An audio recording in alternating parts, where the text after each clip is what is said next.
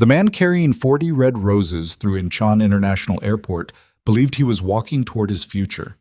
He was wrong. He was walking toward the moment everything he thought he knew about the past 7 months would collapse into nothing. Right there on the marble floor, under the white airport lights, in front of strangers who would never understand what they were witnessing. This is the story of what happens when love is weaponized, when trust is forged into a trap, and when the wrong people decide your future belongs to them. If this story hits you, if you feel that pull in your chest when the truth starts unraveling, hit that like button and drop a comment with the city you're watching from. I want to see how far this story travels. Now stay with me, because this is only the beginning. Damon Veylor did not do gestures. He did not believe in them. Gestures were for men who needed to perform their feelings because they could not otherwise prove they existed. Damon had spent 38 years building an empire on the architecture of restraint, controlled expressions, measured words, rooms where silence did more work than any speech. But 40 red roses. He had told himself it was strategy. He had told himself that arriving at the airport with flowers was a reasonable response to a situation that required a symbolic beginning. Nora Vane was a carefully selected woman from a family whose financial assets could stabilize 3 of his Eastern holdings. She was poised. She was appropriate. She would arrive from Geneva at 3 in the afternoon and he would be standing there with 40 roses. Because 40 roses signaled something that 1 rose could not. That this was not an accident. That this was intention. He had told himself all of this. And it had almost worked. He had almost believed it the whole drive from his apartment, almost believed it as he moved through the terminal with the bouquet wrapped in black paper tucked against his side like a weapon he hadn't decided whether to use yet. Then he saw her. He stopped walking. He didn't choose to stop. His body made the decision without consulting him. One moment he was moving through the terminal crowd at his usual pace, measured, deliberate, a man who understood that how you moved through a space told everyone in it exactly who you were. And then he simply was not moving anymore. She was 50 feet away, pulling a silver suitcase with her left hand. Her right hand rested against the side of her stomach, not gripping, not clutching, just resting there, the way a person does when they are protecting something without thinking about it. When the protection has become reflex, her hair was shorter than he remembered. She was wearing a dark coat that couldn't completely hide what 7 months had done to her body. She was moving at that careful, deliberate pace that a heavily pregnant woman develops not out of slowness, but out of calculation. Every step considered, every shift of weight balanced. The world around Damon did not slow down. That only happened in stories. In reality, the airport kept its noise and its movement and its indifference. People walked around him. A child ran past his left knee. An announcement came over the speakers in Korean and then English. Damon stood completely still and watched Elara move through the terminal. The roses slipped. He didn't notice until he heard them hit the floor. A soft, dense sound, stems and paper against marble. And by then the bouquet had already scattered in a half circle around his feet. A few petals broke loose. A woman nearby said something. He didn't register the language. Elara had not looked up yet. He counted the seconds. 4, 5, 6. The way people do when they're not ready for what comes next but cannot stop it from arriving. Then she looked up. Their eyes met across 50 feet of crowded terminal, and the expression on Elara face was not the one he expected. He had been prepared for shock, for pain, for anger, which he would have understood, or fear, which he would have hated but recognized. She looked at him, and her expression was controlled. Not cold, not hostile, controlled, the way a person looks when they have rehearsed an encounter so many times inside their own head that the actual encounter almost feels familiar. When you have already lived through the worst version of a moment so completely that the real version carries less damage than it should. She stopped walking. And then she did something he was not prepared for. She simply waited. She stood there with her suitcase and her pregnancy and her shorter hair, and she waited while he crossed the 50 feet between them and came to stop 3 feet in front of her, like she had already decided there was nowhere worth running to, like she had made her peace with this exact moment on the plane. Damon's voice, when it came, was not what he intended it to be. He had intended something controlled, something that matched her composure and told her nothing about the 7 months she had been gone. What came out was her name. Just her name. Low, rough, the way a word sounds when it has been kept in a box for too long and finally gets its air. Elara. She looked at him for a moment, at the roses on the floor, at the black paper scattered across the marble, then back at his face. "You look well," she said. 2 words, 3 syllables. The complete architecture of a woman who had decided that if this moment was coming for her regardless, she would meet it on her own terms. He opened his mouth to say something, to demand something, to begin the conversation that had been 7 months building, and then her phone rang. She looked at the screen. The color left her face, not slowly. All at once, the way a light goes out, the warmth simply gone, replaced by something gray and fixed. Her jaw tightened, her hand pressed harder against her stomach. The controlled woman he had been watching for the past 30 seconds was still there, still upright, still refusing to flinch in front of him. But her eyes told the truth that her posture was trying to hide. Whoever was calling, she was afraid of them. She declined the call, looked up at him. Something shifted in her expression, a decision being made behind her eyes, the kind of decision that gets made in fractions of seconds because there's no time for anything longer. "I need you to get me out of this airport," she said. "Right now." That he had questions. Of course he had questions. He had been generating questions for 7 months. Entire architectures of interrogation, whole scenarios constructed around what he would say to her if she ever walked back into his life.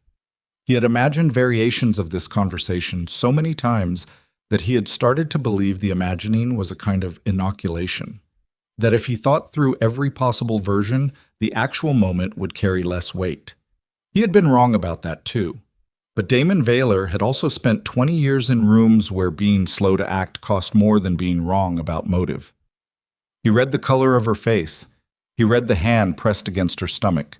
He read the way she had declined the call without speaking. He picked up the scattered roses, not all of them, just enough to clear the floor, and dropped them into a nearby waste bin without ceremony. Then he took her suitcase. "My car is in the private lot," he said. "This way." She fell into step beside him without argument, which told him more than anything she might have said. The Elara he remembered argued about everything. Small things and large things, practical things and philosophical ones. It had been one of the qualities about her that infuriated and steadied him in equal measure. She pushed back on the world constantly, from a place not of stubbornness but of genuine belief that the right answer was usually worth fighting for. She was not arguing now. He moved them quickly through the terminal, taking routes he knew from years of using this airport, routes that avoided the main foot traffic. The cameras positioned at the 3 busiest junctions, the area near the international arrival doors where private security firms sometimes positioned themselves for reasons that had nothing to do with the airport's own operations. He had known about those cameras for years. He had never thought he would need the knowledge to protect someone from them. In the elevator to the private parking level, they stood 6 inches apart. He watched the numbers above the door. She watched the floor. The elevator made no noise except the soft mechanical movement of its ascent. "How far along?" he said. A pause. Not long. The pause of someone deciding how honest to be. 32 weeks, she said. He did the math. She would have known she was pregnant before she left, which meant that whatever had made her disappear from his life, she had made the decision to disappear knowing she was carrying his child. He kept his voice level. "Who called?"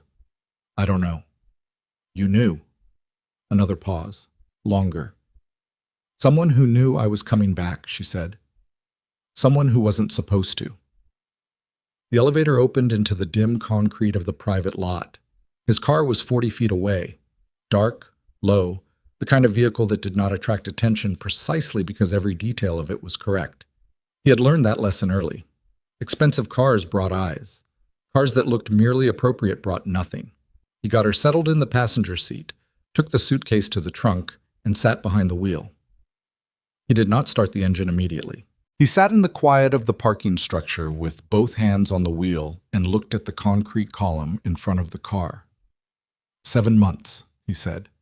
She didn't answer. 7 months, Elara. You disappeared. No call, no message, nothing. I had people check every hospital in the country. I had... He stopped, started again, quieter. I thought you were dead. I know. You know. I know what I did to you, she said, and her voice carried something in it now, something that was not quite guilt and not quite grief, but lived in the neighborhood of both. I know how it must have looked. How it must have looked, he repeated. A woman He stopped. A woman who was inside my life in every possible way vanishes overnight. No goodbye, no explanation. In the middle of the night, Elara, your things were gone. Your phone was disconnected. There was no trace. I know. Stop saying that. Silence. He turned to look at her. She was facing forward, one hand still resting on the side of her stomach. The city light coming through the parking structure entrance caught the side of her face, and he could see the exhaustion there. Not just physical, not just the exhaustion of pregnancy and a long flight, but something deeper. The exhaustion of someone who has been afraid for a sustained period of time and has learned to carry it so continuously that they've stopped noticing the weight. He recognized that particular kind of tired. He had lived with his own version of it. Tell me what happened, he said. She finally turned to face him. I found documents, she said. Signed documents, with your authorization codes. Travel arrangements made in my name. Financial records showing I had been removed from your household accounts, your emergency contact lists, your... She stopped. Something moved behind her eyes. It looked like you had arranged everything, like you had already decided and the only thing left was for me to go. He stared at her. I never signed anything like that. I know that now. I never made those arrangements. Elara, I was looking for you. The morning after you left, I had 6 people trying to find you. I know, she said again, softly. And then, before he could react to the word this time, I started to understand about 3 weeks ago, when I started looking at the documents again, really looking. There were inconsistencies I had missed the first time because I was too... She stopped. Her jaw moved. I was too hurt to be careful. When you're hurt, you see what you expect to see. Damon turned back to face the windshield. His hands were still on the wheel. He was aware of them in a way he normally wasn't. The pressure, the grip, the effort of keeping them still. Someone had built a lie designed to separate them. Someone had built it carefully enough that a woman who loved him and trusted her own intelligence had believed it completely. And then they had waited 7 months while she ran and he searched, and the distance between them grew into something that felt permanent. He started the car. You're not going to a hotel, he said. She didn't argue. He drove with the city moving past them in the early evening dark. Lights coming on in buildings, traffic thickening at the major intersections. The specific texture of a city settling into its nighttime arrangement. He knew this city the way he knew most things. Practically, instrumentally, with the knowledge of someone who had spent years understanding how it moved and where its pressure points were. He used to drive with Elara on evenings like this. Not to anywhere in particular. She had a habit, early in their relationship, of asking him to just drive. Not for a destination, but because she claimed the city looked different from a car. Less overwhelming. More like something that could be observed rather than something you were inside of. He had thought it was an odd habit. He had done it anyway. He had not driven like that in 7 months. He took them to the apartment in the North District, not his main residence, which too many people knew about, but the secondary property he kept under a holding company's name for situations that required disappearing from the usual geography. He had used it twice before. Once when a deal went wrong and the people on the other side needed 48 hours to understand they had lost. Once when a problem presented itself that required thinking in a space where his phone and his staff and his obligations couldn't follow him in. Both times he had been alone. He helped her with the suitcase. She let him, which again told him more than she probably intended. The apartment was clean, stocked. He maintained it that way. A reflex from years of understanding that useful things needed to be ready before you needed them. She sat on the couch, and he brought water and she drank it, and they existed in the same room for the first time in 7 months without saying anything. It was not comfortable silence. Nothing about it was comfortable. But it was the silence of two people who had been through the particular violence of believing they had been abandoned by someone they loved, who were now sitting with the knowledge that the abandonment had been engineered, and who were too exhausted and too raw to jump immediately to the next thing. Finally, she said, "Who would do this?" "I don't know yet." "You must have a list." "I have a world full of people who would benefit from complications in my life," he said.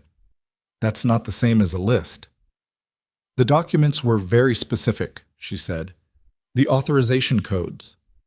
Your private codes, Damon, not something that could be guessed, not something you could find by researching publicly available information." He was already thinking about this. "Someone inside," he said. "Yes?" "Someone with access to my systems and enough intelligence about my relationship with you to know exactly what kind of evidence would make you run." She looked at him. "That's a short list." "Shorter than my enemy list." "That should scare you." "It does," he said.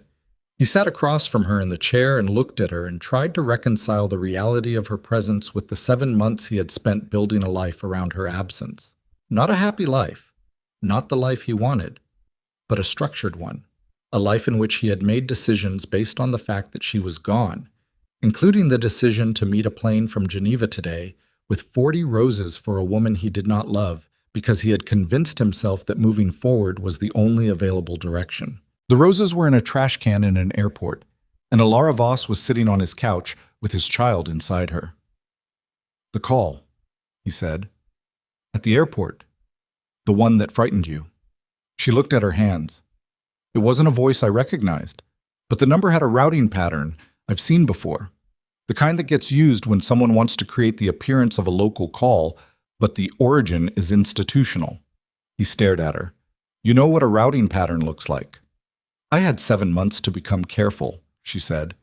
And something in her voice when she said it, not pride, not bitterness, something in between, landed in him harder than the words themselves. She had spent 7 months alone and afraid and pregnant, and she had turned that time into knowledge, into preparation. Because that was what Elara Voss did with pain. She built something out of it. He had always loved that about her. He had always been terrified of it too. "Someone knew you were coming back," he said. "Someone tracked my return. Not my flight specifically. If they'd had my flight information, they would have met me at the gate.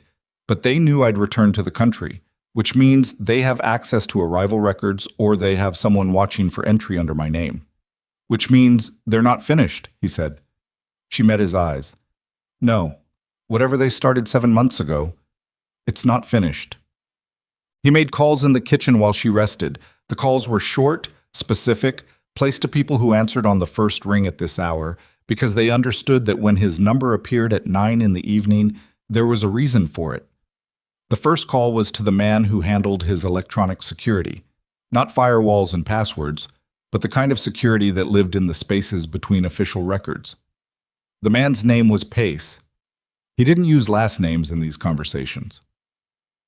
"I need to know if my authorization codes were accessed without my knowledge in the last 8 to 9 months, Damon said. "Internal access, not external breach. Someone inside." A pause. "That kind of audit takes Pace." Another pause. "By morning. By 4 a.m. Silence. Then 4 a.m.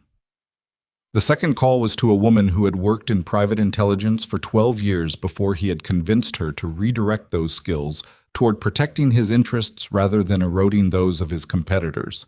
She went by her middle name. Everyone called her Sable. "I need origin tracking on a call placed to a specific number at approximately 15:20 today at Inchan. Routing pattern suggests institutional masking of a local origin." "Number?" He had memorized it from when Elara showed him her phone screen. He gave it to her. "I need it clean," he added. "I know how you need it." He ended the call and stood at the kitchen window looking out at the city. The lights across the distance. The movement below. The specific impersonality of a city at night. All those lives running parallel to each other, none of them aware of the others. Everyone sealed inside their own set of problems. Someone had decided that Elara Voss was a problem. Someone had looked at what existed between them. Something real, something that Damon had not found before, and was not entirely sure he would find again, and decided it was an obstacle. Had built a machine specifically designed to remove it. He thought about the months of planning that would require, the intelligence gathering, the forged documents, the authorization codes, the crafted evidence. Whoever had done this had not done it quickly or carelessly. They had done it the way an architect builds a structure, with attention to every weight-bearing point, every element that needed to hold, which meant they had started before they acted, which meant that for some period of time before Elara disappeared, someone had been watching them, studying the specific architecture of what they had, understanding exactly which element to remove to make the whole thing fall. He thought about the people who had been close to him during that period. His stomach dropped slightly. He did not let it stay dropped. He needed to think clearly. He needed to be systematic. He went back to the living room, and Elara was not asleep but was lying on her side on the couch with her eyes open, one hand resting on her stomach in that unconscious protective gesture. "Tell me about the 3 months before you left," he said, sitting in the chair. "Specifically, everyone you interacted with through me. Every situation where someone would have been able to observe us together." She thought about it. Why? Because whoever built this needed information about us to build it correctly. They needed to know you well enough to understand what evidence would break your trust completely. That's not guesswork. That's knowledge. She pulled herself to sitting, slowly. He moved forward instinctively and she held up a hand. A small gesture, not hostile, just, "I have this." And he sat back. "The dinners," she said, "the formal ones, at the hotel in the financial district. There were 4 of them in the space of 3 months. You were consolidating the Harvin acquisition." "I remember." "Adrian was at 2 of them." He kept his expression neutral. "Yes." "Serena was at 2, different 2." He kept his expression more carefully neutral. "Yes." Elara looked at him steadily. She had always been able to read him. Not everything, not the things he worked hardest to conceal, but the things he was only partly hiding. She could find the edges of what he was protecting, and she could work from the edges. "You've already thought of both of them," she said. "I've thought of everyone with access." "But those are the 2 names that made your face do what it just did." He was quiet for a moment. "Adrian Cross has been my partner and friend for 11 years. He has been beside me in situations that would have given any rational betrayer an easier exit. He has had opportunities. I'm not accusing him," she said quietly. "I know. I'm telling you what I remember." He exhaled. "Serena Vale was introduced to me 6 weeks after you disappeared. She came through a referral from—" He stopped. Elara watched him. "She came through a referral from the Halden group," he said. Something shifted in the air between them. The specific quality of a moment when a piece of information that felt ordinary reveals its weight. "Victor Halden," she said. "He's been my mentor since I was 26, Damon said. He built the infrastructure that made everything I have possible. He found me when I had nothing and understood something about me that I didn't yet understand about myself. And he introduced you to Serena 6 weeks after I disappeared." "Yes." "While you were still searching for me." "Yes." Elara said nothing. She didn't need to. The geometry of the thing was visible now. Not proven, not certain, but visible. Victor Halden. The man who had shaped everything. The man who had been at Damon's side for more than a decade, present at every major decision, every critical expansion, every moment where the Empire had to choose what it would become. The man whose referrals Damon trusted without question because a decade of reliable referrals builds a kind of faith that bypasses scrutiny. Damon stood up. He walked to the window again. His reflection looked back at him from the dark glass. Controlled face, controlled posture, the practiced architecture of a man who did not let rooms know what he was thinking. If it was Victor. If the thing that had been pulled apart piece by piece, Elara's trust, his own search, 7 months of loss and preparation and separation, if all of it had been Victor's work, then Damon had not simply been betrayed, he had been disassembled from inside by the person who understood the structure of him better than anyone alive. His phone buzzed. He picked it up. A message from Sable. Not the origin of the call, not yet, but a flag. The routing pattern matched 2 previous contacts. She was pulling the comparison now. The previous contacts. He stared at the 2 dates she had included. Both of them fell within the 3 months before Elara disappeared. Someone had been watching them, testing their communication patterns, running practice runs. He turned from the window. "I need you to stay here tonight," he said. "The building has security, I trust. Don't open the door for anyone who doesn't use the phrase," he thought for exactly 1 second, "morning audit. Anyone else, you call me first." She looked at him. "Where are you going?" "I'm going to visit someone who might know more than he's told me." "Adrian." "Yes." "Damon." She paused. The way she said his name, not pleading, not cautioning, just placing it in the air between them with weight. "Be careful what you decide you know before you know it." He stopped. That was the sentence. That was the thing she had spent 7 months learning and was giving to him now, without ceremony, without explanation, because she understood that he was about to be exactly as dangerous to the truth as she had been. "Be careful what you decide you know before you know it." He nodded once and picked up his jacket. "Lock the door," he said. "All 3 locks, top to bottom." Adrian Cross lived in a building that had once been a warehouse, converted 20 years ago. High ceilings, exposed brick, the kind of place that attracted a certain type of man who wanted to believe he was defined by aesthetics rather than ambition. Damon had been inside it hundreds of times. He knew which elevator was quieter. He knew that Adrian kept lights on in the back study after 10 p.m., because he read in the evenings and had done so since the year they met. The lights were on. He did not call ahead. He used his key. Adrian had given him one 7 years ago under the principle that men who dealt in the kind of information they dealt in should not be surprised by knocks. He had meant it as security. Right now it served a different purpose. He came through the door and Adrian was already in the hallway. Not surprised, not alarmed. That, more than anything, was the thing that put ice in Damon's chest. Adrian Cross was a lean man, careful with himself the way people are when they've been in enough dangerous situations to understand the difference between being careful and being afraid. He had dark eyes and the kind of steadiness about him that had always made Damon trust him. The steadiness of a man who had already thought through the worst possibility and made his peace with it. He looked at Damon now with an expression that was not guilt. It was something closer to relief. "You found her," Adrian said. Damon stopped. "You knew she was back," Damon said. "I knew she was coming back. Adrian stopped, looked at the floor for half a second. When he looked up, there was something naked in his face that Damon had rarely seen there. "I've been trying to find the right moment." "The right moment," Damon repeated. His voice was very quiet. Adrian stepped back. "Come inside, please. I need to show you something." He did not want to come inside. He wanted to stay exactly where he was and demand an accounting right there in the hallway.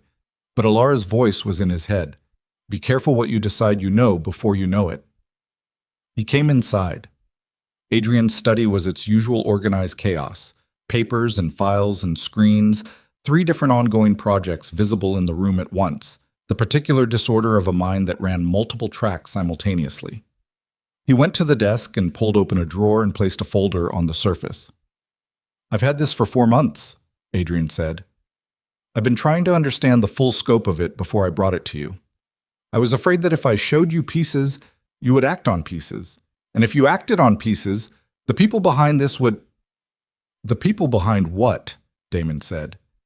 Adrian was quiet for a moment. "Sit down, Damon. Tell me who built the lie that sent Elara away." Adrian looked at him steadily. He did not look away. He did not flinch.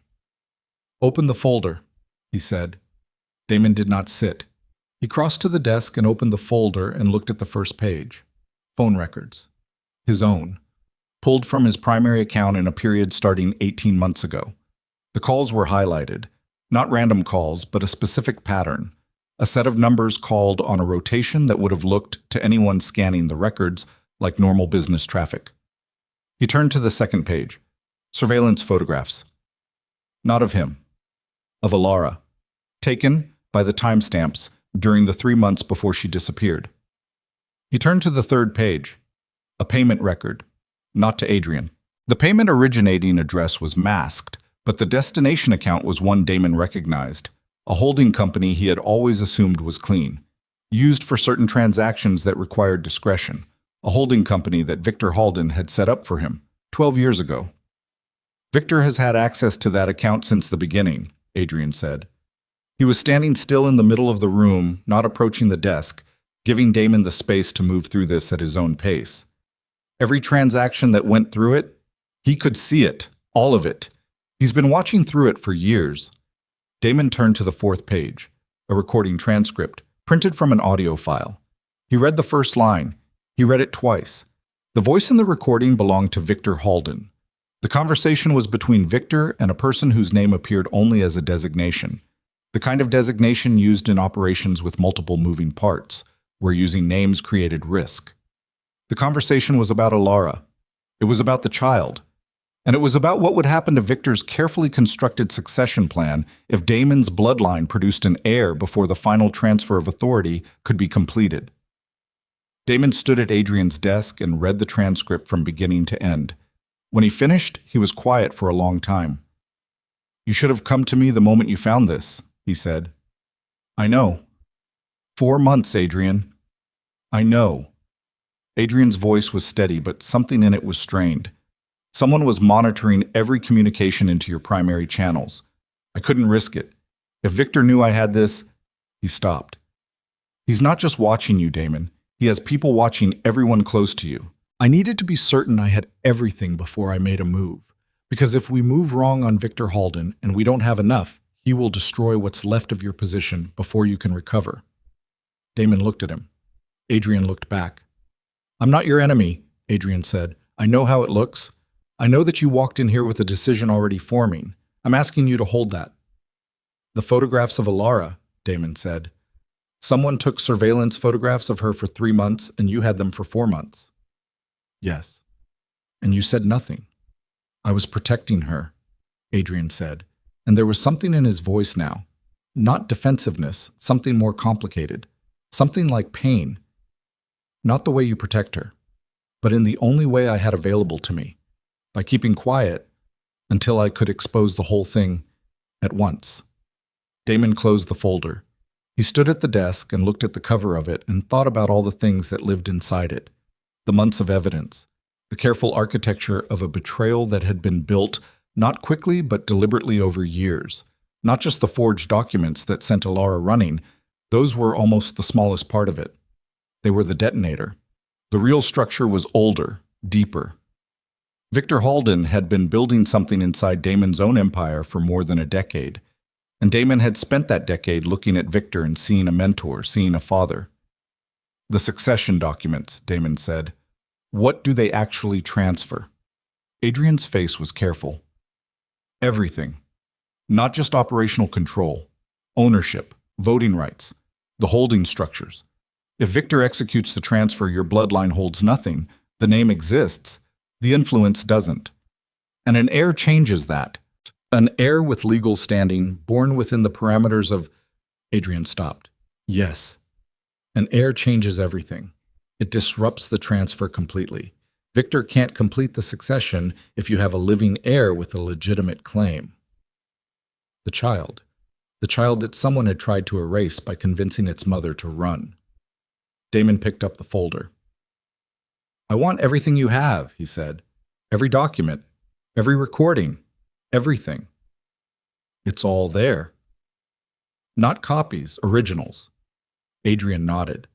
He crossed to a cabinet in the corner of the room and retrieved a second folder, thicker, and brought it back and placed it on top of the first. Damon picked up both. He looked at Adrian for a moment. "When this is over," he said, "we're going to have a longer conversation about the 4 months." "I know." "Not yet, but we are." He left the apartment with both folders under his arm. In the elevator down, he stood very still and thought about a man he had trusted for 12 years. A man who had been there at every inflection point of his life. A man who had built the infrastructure of Damon's power and therefore, it turned out, also held the keys to every door. He thought about Victor Halden's voice in the transcript. Calm, measured. The same voice Damon had heard in boardrooms and private dinners and late nights when Victor had told him, repeatedly and in different configurations, that the empire they had built together was the most important thing. That the empire was family. The empire was never family. He understood that now, standing in a descending elevator with evidence of a decade's betrayal under his arm. The empire had always been Victor's. Damon had been the face of it. The engine. The person who carried it forward, who put his name on it, who believed in his ownership of it, because every structure around him was designed to make that belief feel true. He had been the most important piece in someone else's machine. His phone lit up as he reached the lobby. A message from Sable. 2 words. Found it. Below that, a name. The name of the institution that had placed the call to Elara at Incheon Airport. Damon read the name and stopped walking in the lobby of Adrian's building. He read it twice. Then he called Sable back and said, "Send everything to my secure channel. And Sable," he paused, "don't keep a copy." He ended the call before she could answer, because the name on that message was not a company, it was a law firm, and the law firm belonged to Victor Halden, which meant Victor already knew Elara had returned, which meant he had sent the call not to frighten her. He had sent it to confirm she was back. He was already moving his pieces.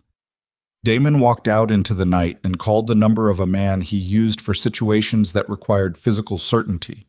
Not violence, but the kind of presence that made violence unnecessary. He said, "I need 2 people at the North District apartment by the time I get there. Inside the lobby. Visible."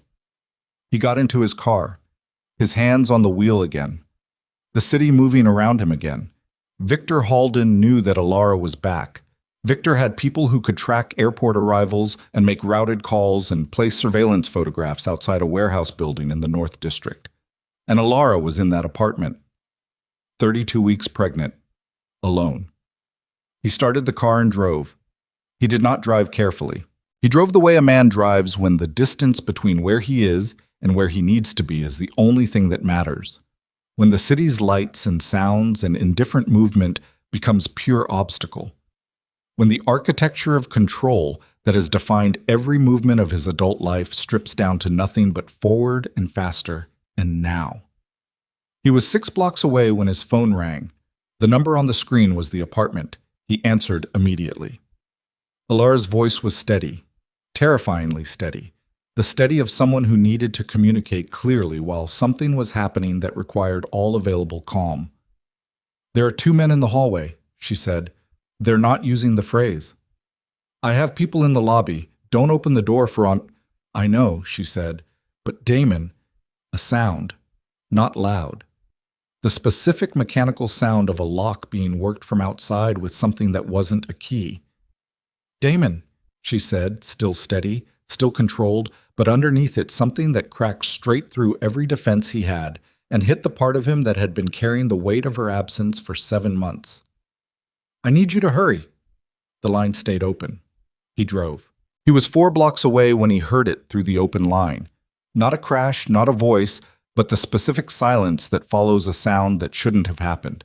The kind of silence that has weight. "Elara." Nothing. "Elara, talk to me."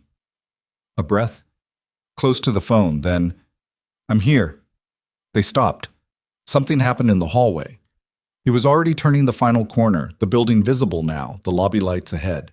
He could see one of his men through the glass, standing, alert, looking toward the elevator bank. He pulled to the curb and was out of the car before it had fully stopped rocking. Through the lobby, past his man, hallway, 3rd floor, right now, into the elevator, the numbers climbing too slowly, the kind of slowness that exists only when speed is the only thing that matters. 3rd floor. The hallway was empty.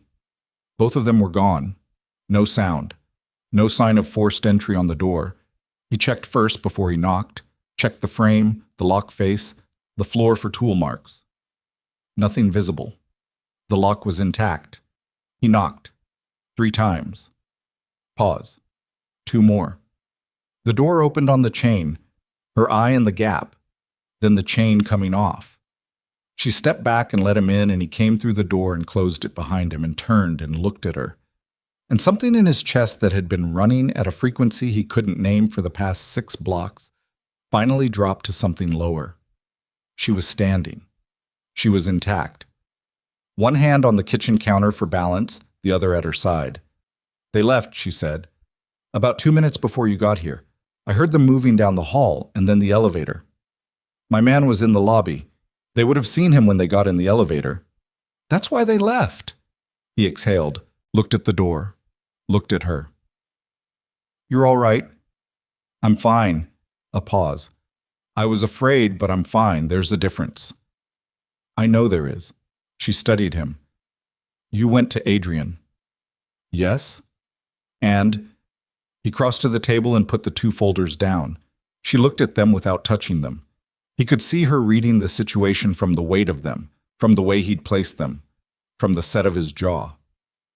"Victor Halden," she said. Not a question. She had already been moving toward it. He could see that. During the hours he'd been gone, she had been sitting in this apartment with nothing but her own thinking, and she had arrived at the same place. "Victor Halden," he said. She sat down at the table. He sat across from her. Between them, the folders and the silence and the specific quality of 2 people who have just confirmed the worst version of the thing they were afraid of. "Tell me," she said. He told her. All of it. The payment records, the surveillance photographs, the holding company, the routing of the call from the airport back to Victor's law firm. He told her about the transcript. He did not read it to her. He summarized it in the flattest, most factual language he had, because the facts were devastating enough without inflection. She listened without interrupting. She had always listened that way. Completely. Giving the information its full weight before she responded. He had forgotten how rare that was. How most people were building their response while you were still talking, and she never did. When he finished, she was quiet for a moment. "The succession plan," she said. "The child disrupts it completely. With a living heir, the transfer doesn't hold. Victor's been building toward this for over a decade, and one heir unravels it." She looked at her hands on the table. "So I wasn't just an inconvenience to him. I was a structural threat." "You were the mechanism by which the structural threat would exist," he said. "You specifically, because you were real, because what we had was—" He stopped. She looked up. He started again. "Because I would have protected it, whatever it cost. Victor knew that. He knew that if you stayed, if there was a child, I would reorganize everything around that. And everything reorganized around that means his plan doesn't execute. So he removed me before you could make that choice. Before we could." Silence. She pressed one hand flat against the table, fingers spread, like she was checking whether the surface was real. It was a gesture he didn't recognize from before. Something she had developed in the months of being alone. A grounding reflex. "He's known about the pregnancy," she said, "probably from shortly after you left. He would have had people watching for your name in certain systems. Then he's had months to plan the next step." "Yes." "The call tonight wasn't a warning," she said. "You said it yourself, and it was confirmation. He needed to know I was back. So he could move." "So he could move," she agreed. She looked at the folders. "What are the succession documents, specifically?" "I don't have them in front of me, but based on what Adrian, she said. Flat. He paused. "I know." "He had 4 months, Damon. I know. 4 months of having evidence that someone was hunting me, and he said nothing to you." "He made a calculation," Damon said. "I'm not saying it was the right one." "He made a calculation that kept me in danger for 4 months, she said. Her voice was still level, but something in it had hardened. "Alone and pregnant and being watched by people who worked for a man who wanted to make sure my child never had legal standing." "Yes. And you trust him." He looked at her. "I don't know what I trust right now." That was the most honest thing he had said in years, and they both understood it. She held his gaze, and something moved through her expression. Not softening exactly, but something. An acknowledgement. "The men tonight," she said. "Victor sent them." "Yes." "To do what?" "I don't know. Confirm your location. Maybe more." "He wouldn't—" She stopped herself. Started again. He's not going to leave this alone because I came back. He needs either the succession completed before the child is born, or so— Don't say it. I need to say it, she said. If we don't name the worst version of this, we can't protect against it. She met his eyes. He needs either the succession completed or the child to not exist as a legal heir. There are limited ways to achieve the second option. The room was very quiet. Damon sat with the worst version of it. Let it be fully real in front of him instead of something to be pushed away. She was right. The only thing more dangerous than the named threat was the one you kept blurring because it was too ugly to look at directly. Then we move faster than he does, he said. What does that mean? It means I need to get ahead of the succession timeline. If I can access the original ownership documents, the structures Victor built 12 years ago, and find the mechanism he's using to execute the transfer, I can block it before it triggers. He paused. But I need someone on the inside of those structures. She looked at him steadily. You need Serena. The name sat between them differently than Adrian's had. Adrian was complicated. Serena Vale was something else entirely. A woman who had been placed at his side by the man who wanted to destroy his family, who had been with him for 6 of the 7 months Elara was gone, who had been present in his life at the precise moment when his defenses were lowest. Yes, he said. How much does she know about you? A considerable amount. Did you— She stopped. Her face was controlled, but something moved behind it. I need to ask this, and I need you to answer it without performance. Ask it. She asked it with her eyes first. He held the look. No, he said. Not for lack of— He stopped. It wasn't there. I couldn't make it be there. She didn't respond to that. She filed it somewhere and moved on, which was both the thing he had always admired about her and the thing that occasionally made him feel like he was being processed rather than forgiven. If Serena was placed by Victor, she may not know the full scope of what she was placed to do, Elara said. People in those positions often know only their own thread. Or she knows everything and has been running it from the beginning. Only one way to find out. I can't walk into a conversation with Serena without knowing which version I'm dealing with. If she's Victor's, the moment I approach her, he knows I'm moving. If she doesn't know the full picture, she might be the most useful thing I have. Then don't approach her as yourself, Elara said. He looked at her. You have Adrian, she said. Adrian can make contact in a way that looks like normal business, something that requires Serena's involvement without signaling that you've connected the threads. You want me to use Adrian when I'm not certain of him. You're as certain of him as you can be given the information you have. He brought you the evidence. He didn't have to do that. She paused. People who are fully compromised don't hand you the file. He sat with that. She was right, and he hated that she was right because it required him to hold 2 things simultaneously. The anger about 4 months of silence and the probability that the silence had not been treachery. I'll contact Adrian in the morning, he said. Tonight, she said. Victor already knows I'm back. Every hour we wait is an hour he uses. He picked up his phone. Adrian answered on the second ring. Damon could hear from the quality of the silence that he hadn't been asleep. I need you to make contact with Serena Vale, Damon said. Not through me. Through the Brennan Holding account. She has access to it for the Harvin project. Tell her there's a discrepancy in the 3rd quarter documentation that requires her signature before the morning deadline. Make it specific enough that she can't delegate it. A pause. She'll know something's off. She has instincts. I know she does. I need to see what she does with them. And if she goes to Victor first, then I know which version of her I'm dealing with. He ended the call. Put the phone down on the table. Outside the window, the city had gone to its 3 a.m. quiet.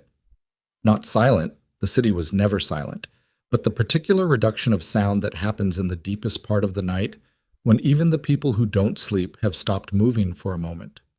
Elara was watching him. You should rest, he said. So should you. I won't. Neither will I, she said. So we can stop performing consideration for each other and talk about the thing we haven't talked about. He looked at her. 7 months, she said. I need to say this once and then I will put it down and we can move forward.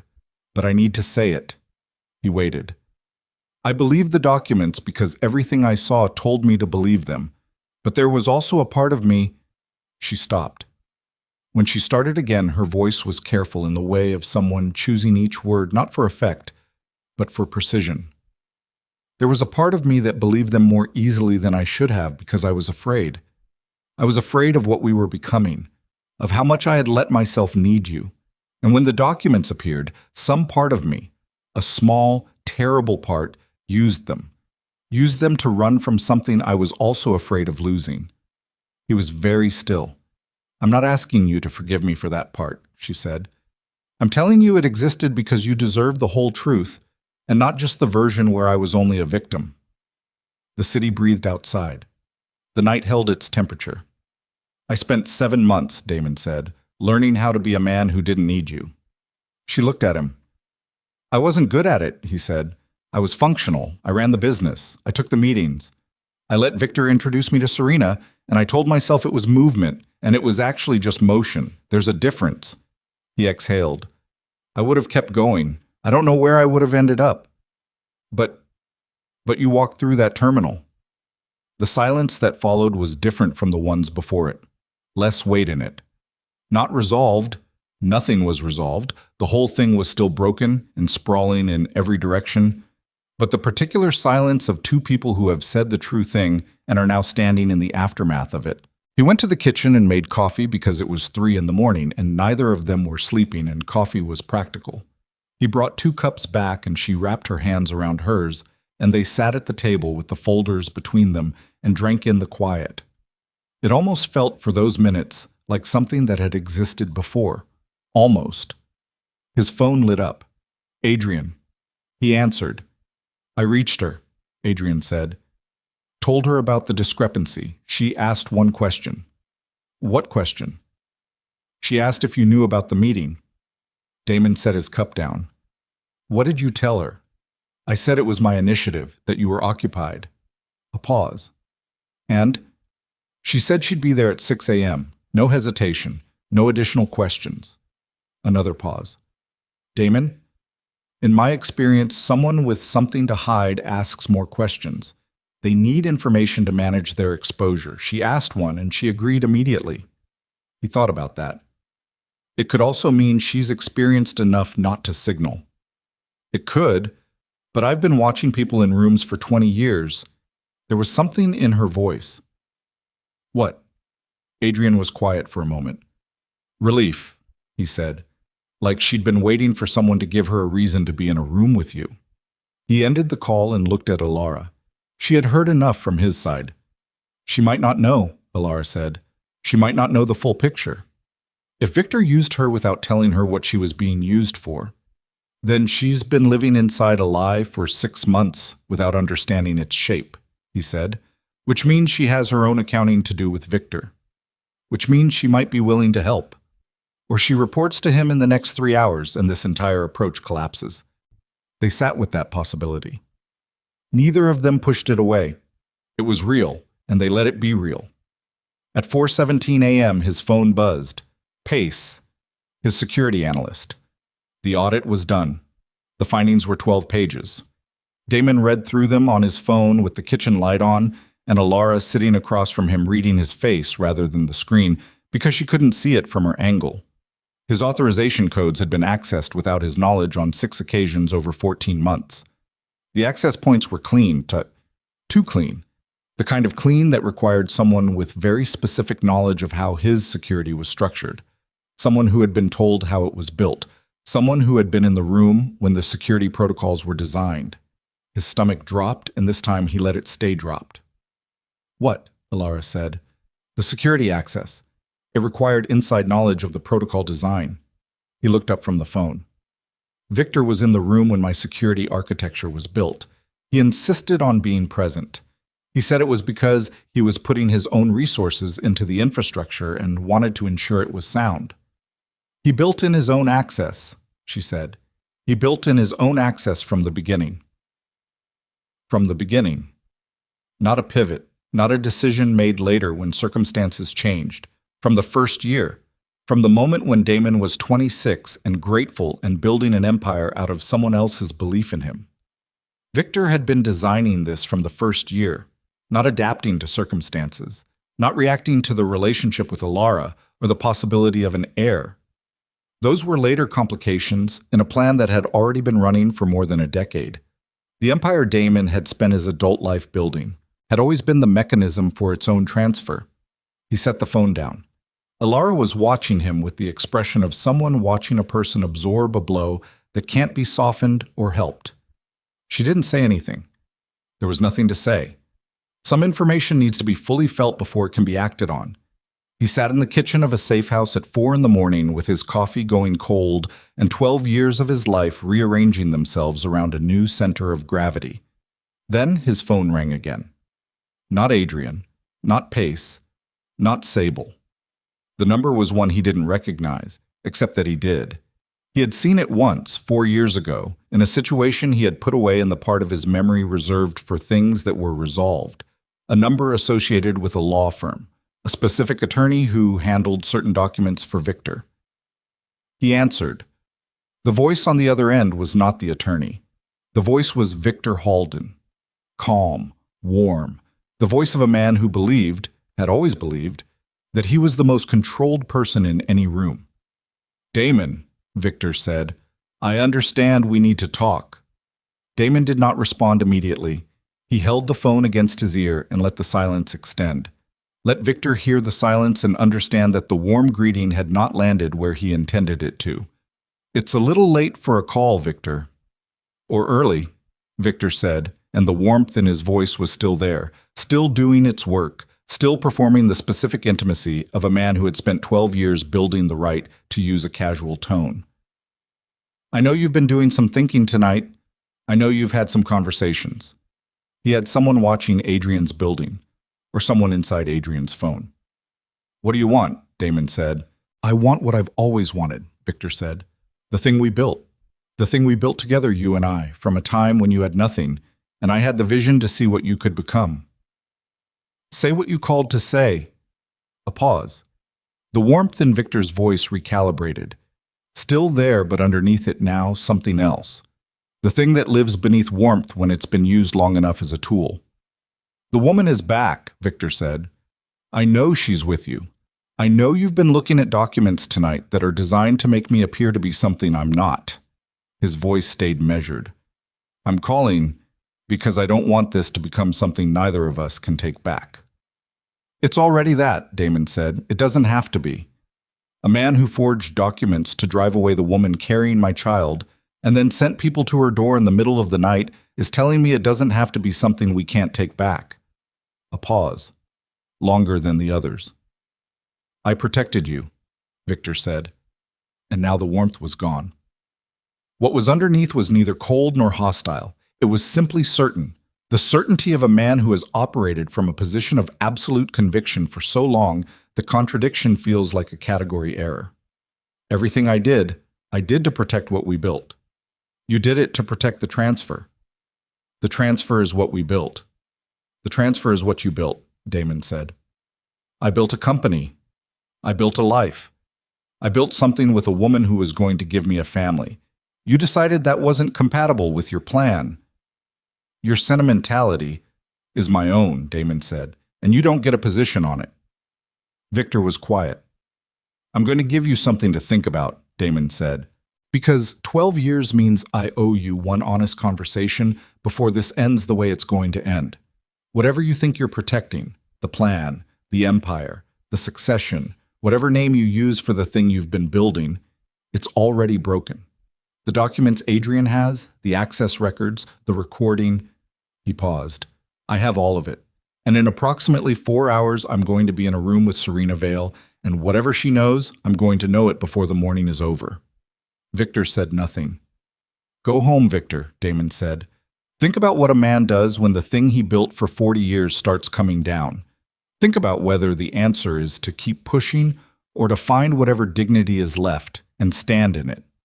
He ended the call. The apartment was absolutely silent. Elara was looking at him from across the table. He looked back at her. She said, He's going to move tonight. Yes. Not people at the door, something real. Yes. The succession documents, she said. If he executes them before you can block the mechanism, it doesn't matter what evidence you have. The legal transfer completes. He was already reaching for his phone. The attorney who handles those documents, she said. Is there one person? One signature point? There are three. Victor, his attorney, and he stopped. She watched him stop. And me, he said. My signature, my authorization. The transfer requires my agreement because it's structured as a voluntary conveyance. He looked at her. Which is why the authorization codes mattered, which is why he needed access to them. He's going to forge your authorization on the transfer documents, she said. Tonight. While I'm occupied, while I'm here. While he's on the phone telling me to think about dignity. The call had not been a warning. It had been a delay. Damon was already standing, already moving toward the door, already building the next 3 steps in his head. Who to call, what to block, where the document would physically need to go to execute. When Elara said his name, he stopped. She was standing too, one hand on the table, the other on her stomach. Her face was white. Not from fear. Damon, she said again, quieter, and he understood from the quality of her voice, the specific quality of controlled focus over something physical that was not being controlled, exactly what was happening. How long? He said. She exhaled carefully. They started about an hour ago. I thought it would stop. An hour. She had been sitting at the table with him for an hour, discussing succession documents and security audits and Victor Halden's phone calls, while her body was doing the thing it was going to do regardless of timing or enemies or plans. 32 weeks. 8 weeks early. He crossed the room in 4 steps and took her arm, not gripping, just present, and she let him, which told him everything about how much pain she was managing. I need my phone, she said. My doctor's number is in my contacts. She needs to know before we go anywhere. He handed her the phone. She made the call with the same steadiness she had used for everything else tonight. Controlled breath, precise information, the specifics delivered without drama because drama required energy she was redirecting. He was already thinking about the succession documents, about Adrian, about Serena at 6 a.m., about Victor making his move in the dark while Damon was about to be standing in a hospital with nothing to do but wait. Then he looked at her face. The succession documents could be fought tomorrow. The legal mechanisms had timelines and attorneys and paper trails and daylight to exist in. All of it could be fought, and all of it would be fought. But the thing happening right now, in this kitchen, at 4:30 in the morning, was the one thing in this entire situation that could not wait and could not be managed by calls and evidence and contingency planning. He picked up his jacket. Car's outside, he said. I'm driving. She ended the call with her doctor, looked at him. Something in her face that was not soft exactly. She was in pain and she was afraid and she was still refusing to flinch, but something that was real. The documents, she said. After, he said. Damon. After, he said again. Get your coat. She got her coat. He helped her to the car. He drove with one hand on the wheel and one eye on her in the passenger seat, and the city moving past them in the last dark before dawn, the hospital 15 minutes away, and Victor Halden somewhere in that dark already moving his final pieces, the succession transfer already in motion, the machine already running toward completion. Damon drove and did not look away from the road. Everything was in motion now, and none of it could be stopped. The only question was what reached the finish line first. The hospital was called Meridian Central, and it was 12 minutes from the apartment at that hour, not 15, because Damon drove the way he had driven across the city earlier, not recklessly, but with the specific efficiency of someone who understood that every second spent being careful about the wrong thing was a second lost. He got her through the emergency entrance. He spoke to the desk with the controlled urgency of a man who had learned that panic in a voice made people slower, not faster. That what moved medical staff was specificity, not volume. 32 weeks. Contractions for over an hour. Spacing approximately 8 minutes. She was seen within 4 minutes of arrival, which was fast, and he registered the speed as a data point the way he registered everything, with the part of his brain that never stopped calculating, even when the rest of him was doing something it had no protocol for. Standing in a hallway while a door closed between him and Elara. He stood there for a moment with his jacket still on and both folders under his arm, and the full weight of everything that was in motion pressing against his chest like a physical thing. Then he moved to the row of chairs against the wall and sat down and put the folders on the seat beside him and took out his phone. 3 a.m. had become 5 a.m. without his permission. In 1 hour, Serena Vale would be at a meeting location expecting to sign documents for the Harvin project. In some amount of time that he could not precisely calculate, Victor Halden would be moving to execute the unauthorized transfer using forged authorization codes. And the woman who was carrying his child was behind a closed door with medical staff, and he was in a hallway that smelled of antiseptic and recycled air. He called Adrian. "Change of circumstances," he said when Adrian answered. "Elara is at Meridian Central. She went into early labor." A pause. "Is she—" "I don't know yet. The meeting with Serena at 6. It still happens. I need you there." "You won't be. I need you there instead. I need you to ask her one question before you show her anything. Ask her if she knows what the Halden succession documents are structured to transfer. If she knows, you'll see it in her face before she answers. You know what that looks like." He paused. "And Adrian, if she reaches for her phone before she answers, end the meeting." He ended the call and looked at the closed door at the end of the hallway. A nurse moved past him. A man in a coat walked through from somewhere to somewhere, fast, not looking at anything in the corridor. The hospital at 5 in the morning had its own ecosystem, compressed, specific, the particular mix of urgency and waiting that existed nowhere else. His phone lit up. "Pace." He answered. "I found the transfer mechanism," Pace said. He sounded like a man who had been awake all night doing something difficult and had arrived at the result with no satisfaction in it. "It's embedded in the Harvin acquisition structure. The way the deal was set up, the ownership layers, there's a clause in the third annex that triggers an automatic conveyance of the parent holding company if a specific authorization sequence is submitted to the escrow attorney within a defined window." "What window?" "Opens at 6 a.m. today, closes at noon." Damon sat very still. "The Harvin acquisition," he said. "Yes." "Which was finalized 7 months ago," Pace said, "while you were occupied with other things." While Elara was gone and Damon was searching and Victor was sitting across tables from him with the warm voice and the 12-year history and the certainty of a man who had already placed all his pieces. "The escrow attorney," Damon said. "Firm is called Brennan and Associates. The Brennan holding account. The one Adrian had used to contact Serena. The one Serena had access to." He closed his eyes for exactly 2 seconds. "Pace. The authorization sequence that triggers the transfer. It requires my codes." "Yes." "And he already has access to my codes?" "Yes." "Can you block the submission at the escrow level?" A pause. The specific pause of someone building an answer they don't want to give. "The escrow system is clean. I can't touch it without a court order or the direct cooperation of the attorney managing the account. Any interference from outside would actually accelerate the transfer as a security trigger. It's designed that way."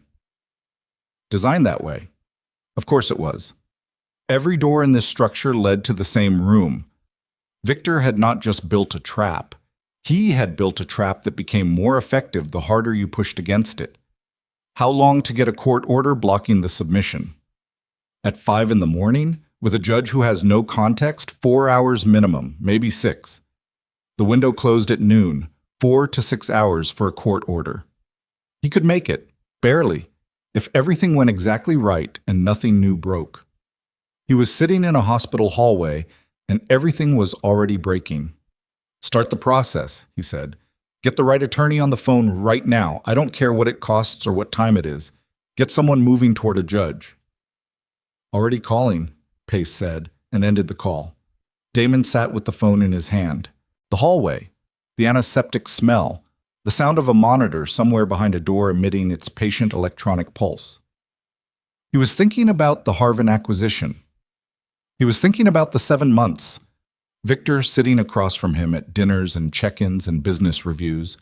Victor asking the right questions and listening with the right attention and performing the role of mentor and partner and friend with the same precision that he brought to everything. All of it done while the mechanism in the Harvin documents was ticking. He was thinking about how much you could miss when you trusted someone, how completely a person could be built to be invisible. A doctor came out of the room at the end of the hallway. She was in her 40s, efficient-looking, the kind of face that delivered information without softening it or dramatizing it because she had learned that people handled the plain version better than the managed version. "Mr. Veylor," he stood. "Yes." "She's stable. The contractions have slowed with medication. We'd like to continue monitoring her. At 32 weeks, there are risks associated with delivery that we want to avoid if we can hold them off." She paused. "She's asking for you." He followed her through the door. The room was not large. It had the specific functional minimalism of a place designed around equipment rather than comfort. Elara was in the bed with monitors attached and an IV line and her hair loose around her face, and that expression she wore when she was in pain and refusing to organize her face around it, the neutrality of controlled endurance. She looked at him when he came in. "Sit down," she said. "You look terrible." He sat in the chair beside the bed. "The transfer mechanism is in the Harvin acquisition documents. Window opens at 6 a.m. She absorbed this. "How long to block it?" "I'm working on it." "That means you don't know."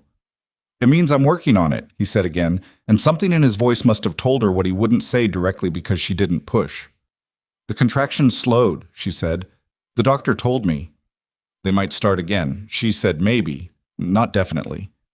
She turned her head to look at the window. It was still dark outside, but the specific quality of the dark had changed. Not lighter, but thinner. The dark before dawn rather than the dark of the middle of the night. "I'm going to need you to be somewhere else in a few hours." "I'm not leaving." "Damon." "I'm not leaving." She turned back to look at him. Her face did something complicated. The succession transfer is what Victor has been building toward for over a decade. If it completes, I know what completes if it completes. Then you know you can't sit in this chair while it happens. I also know I'm not leaving you alone in this room while people who work for Victor are moving around the city. He held her gaze. I have people coming here. 2 of them will be outside this door by 6. Nobody gets through who isn't cleared. She was quiet for a moment. You planned that on the way here, she said. Yes. While you were driving and I was timing contractions. Yes. She looked at him for a long time, not warmly, or not only warmly, the way she looked at him sometimes when she was recalibrating something, when a thing she thought she understood revealed additional depth. Tell me the rest of what you're planning, she said. So he told her. The court order. Pace's timeline. Adrian and Serena at 6 a.m. The pieces he was moving and the pieces he couldn't yet move, and the spaces between them where luck or timing or someone else's decision would have to do the work he couldn't do himself. She listened, completely, the way she always did. When he finished, she said, You need to talk to Serena yourself. Adrian is good, she said, but whatever Serena knows, whatever her relationship is to all of this, she was placed beside you. She spent 6 months inside your life. Adrian is someone she was told to work around. You are someone she was told to manage. She paused. People reveal different things to different people. The thing you need from her. She might only give it to you. He thought about that. I can have a conversation by phone, he said. From here. Not phone. Face. Elara. Go. Come back. Her voice was level, not asking, not pleading, stating. I have monitors and medication and a doctor who knows what she's doing. The people you're sending will be outside the door. Go do the thing that only you can do, and then come back. He looked at her for a long moment. She looked back. I'll be 2 hours, he said. Take 3 if you need them. He leaned forward and did something he had not planned and did not think about. He put his hand over hers on the bed, not gripping, just present the way she was present when she rested her hand against her stomach. Just there. She turned her hand over and held his for exactly 5 seconds. Then she let go. Go, she said. He went. The meeting location was a building in the financial district that Adrian used for situations requiring neutral ground. A conference room on the 14th floor of a property that existed in enough holding structures that connecting it to any specific party required considerable effort. Damon arrived at 5:52. Adrian was already there, standing near the window with his jacket off and his sleeves rolled. He looked like a man who had been awake for 30 hours and had made his peace with that. "She's on her way up," Adrian said. "She didn't ask who called the meeting." "You said it was me." "I said the principal required her presence. She didn't push." Damon took off his jacket, hung it on the back of a chair. He was aware of his own appearance. He had been awake all night. He had driven across the city twice and sat in a hospital hallway and made calls that required him to sound controlled when he was not. He looked like what he was, a man in the middle of something that had been running for a very long time and was now arriving at its conclusion. He decided that was fine.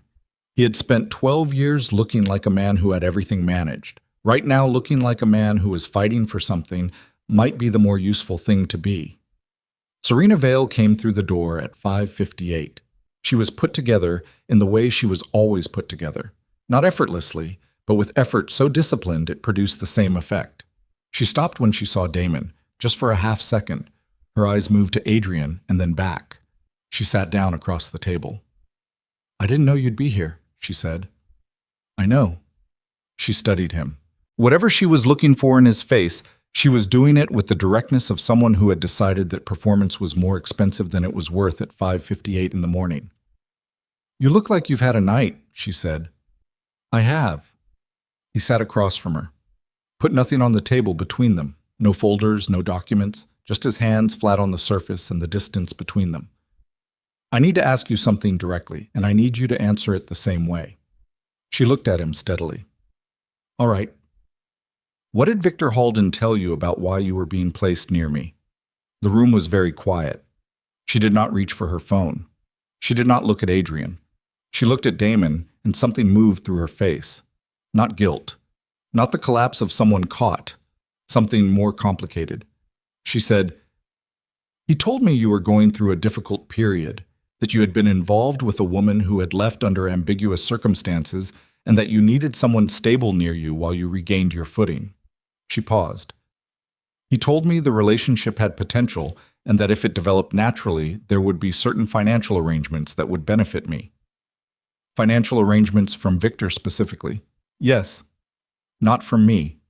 Not from you." Her jaw moved. "I understood that I was being introduced. I didn't understand the full architecture of what that meant until about 2 months ago." Damon looked at her. "What happened 2 months ago?" She was quiet for a moment, the specific quiet of someone deciding how much to give. "I found a document," she said, "in the Harvin files. I have access to those files for the project. There's a third annex. I know about the third annex. Then you know what it transfers." She put her hands on the table, mirroring him without seeming to notice she was doing it. "I didn't know what I was placed to do until I read that document and understood the timeline, the transfer window, the authorization requirement." She paused. "And then I understood that the 6 months I'd spent beside you were not about a relationship developing naturally. They were about being in a position to extract your authorization codes." The room held that sentence. Adrian, standing near the window, was very still. Damon looked at Serena. At the particular quality of her stillness, not the stillness of a performer holding position, but the stillness of someone who has been carrying something ugly for 2 months and has just been given the specific circumstance required to put it down. "You found the document 2 months ago," he said, "and you said nothing." "I didn't know who to trust," she said. "Victor has people everywhere. I know what happens to people who become inconvenient to him." "You thought about going to me." "I thought about it every day for 2 months." She looked at him directly. "And every day I thought about what Victor would do if I misjudged the situation, if you were already in his pocket, if this was a test of my loyalty." Her voice didn't shake, but it was not entirely steady either. "I'm not asking for credit. I'm telling you why I stayed silent." "The authorization codes," Damon said. "Did you ever access them?" A pause. "He asked me to, 3 weeks in." She held his gaze. "I told him the opportunity hadn't presented itself." "Had it?" "Yes." Her jaw set. "Once. You were on a call in the next room and your primary device was on the table. I had 30 seconds and nobody watching me." She stopped. "I didn't touch it." Damon looked at her for a long time. She had had the codes within reach. She had not taken them. And then she had lied to Victor about the opportunity existing, which was its own category of risk. If Victor had discovered the lie, the consequences for her would have been considerably worse than inconvenience. She had been protecting him, without knowing if he deserved it, without any guarantee of outcome, simply because she had looked at the full shape of what she was being used for and decided she couldn't complete it. "Victor got the codes through a different channel," he said. "He had access built into my security architecture from the beginning. He didn't actually need you to get them." She absorbed this. Something moved through her face. The complicated expression of a person realizing that the risk they took was both meaningful and, in the final accounting, unnecessary. That they had paid for a protection that was already being circumvented elsewhere. "He was covering options," she said finally, "or he was testing your loyalty and you failed his test, which means he probably already knows you're not fully his." Damon leaned forward slightly. "Which means you're not safe, Serena. You haven't been safe for 2 months, and you've been pretending you were." She looked at the table for a moment. When she looked up, her eyes were clear. "What do you need?" "The third annex in the Harvin files. You have access. I need you to submit an amendment, a legitimate one that requires re-execution of the entire document before any annex can trigger. You have signatory authority on the Harvin project."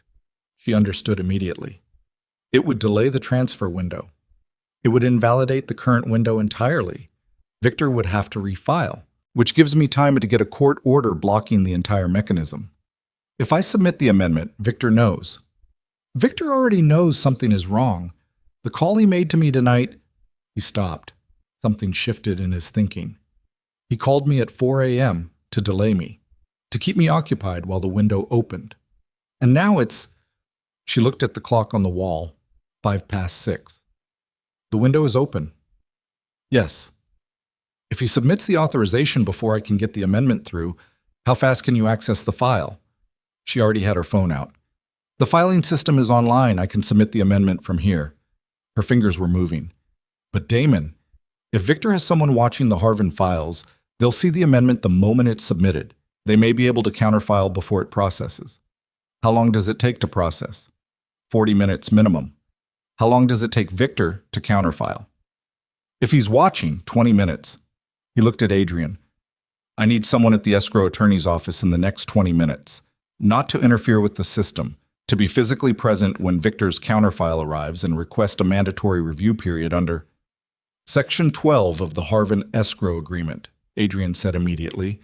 "Any disputed amendment triggers a mandatory 72-hour review if a named party to the agreement physically objects." "Are you a named party?" "No, but you are." Adrian picked up his jacket. "Proxy authorization.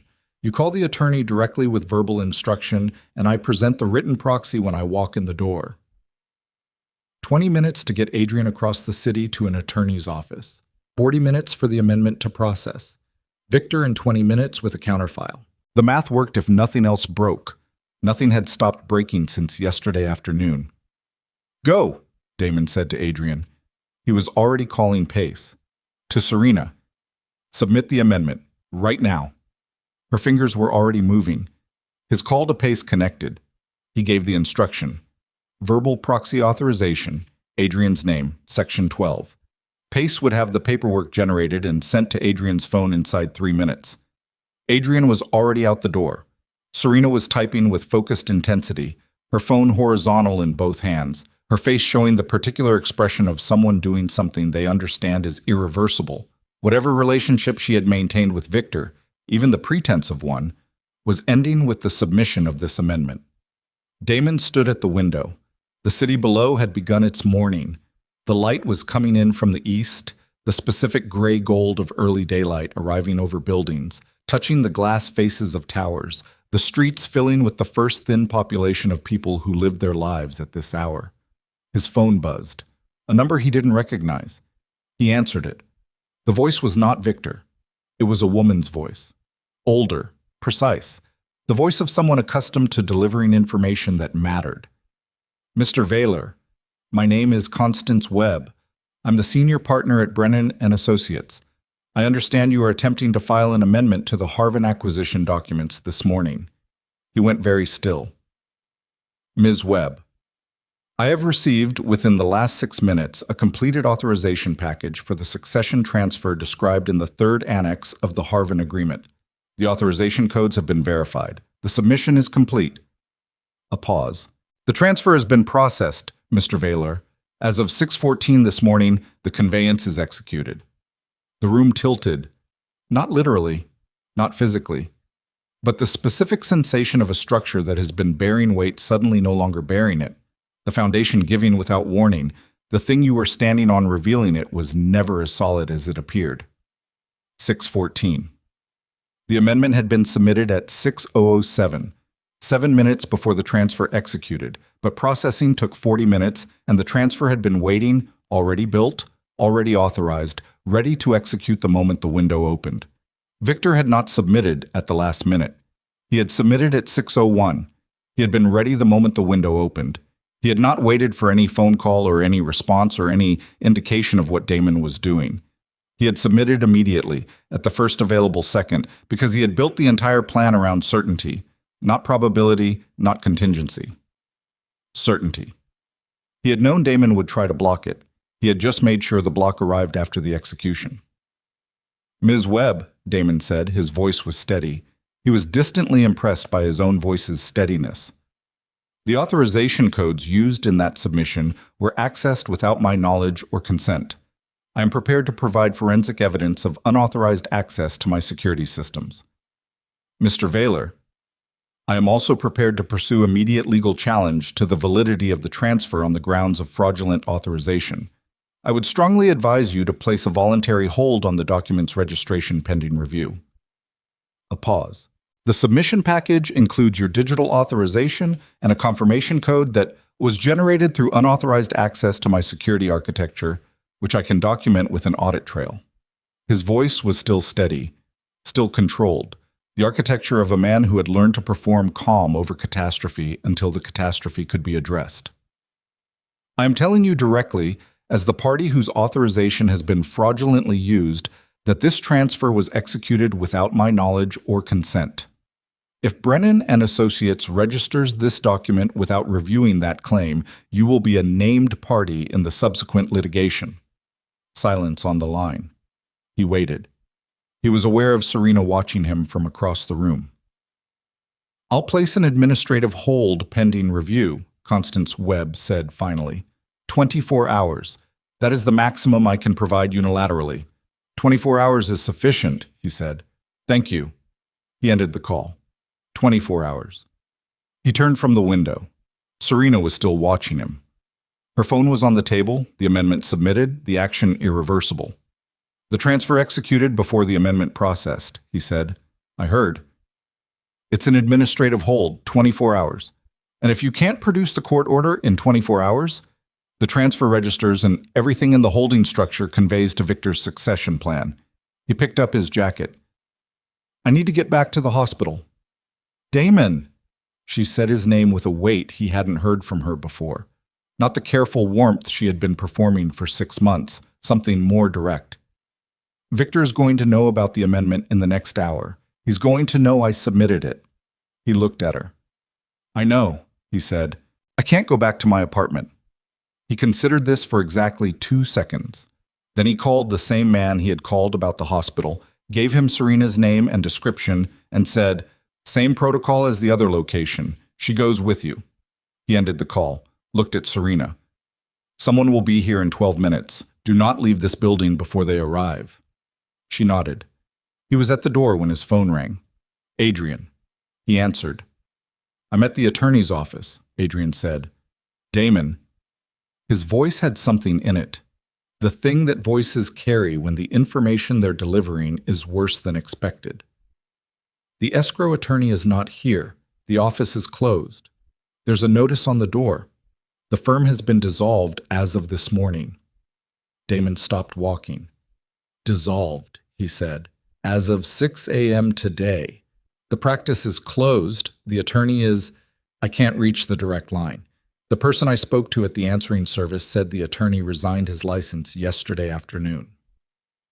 Yesterday afternoon, before any of this started, before Damon had any of the information he now had, before Elara arrived at the airport, Victor had removed the escrow attorney before the night began, had ended the firm that held the Harvin documents, that managed the amendment process, that would have been the physical location of any court-ordered hold on the transfer. The attorney who had just told Damon she was placing an administrative hold, who was now, it turned out, operating a firm that had already been dissolved, whose administrative hold was worth exactly nothing. He stood in the doorway of the conference room with the city beginning to fully wake outside and Adrian's voice in his ear and the full weight of the architecture pressing down from every direction at once.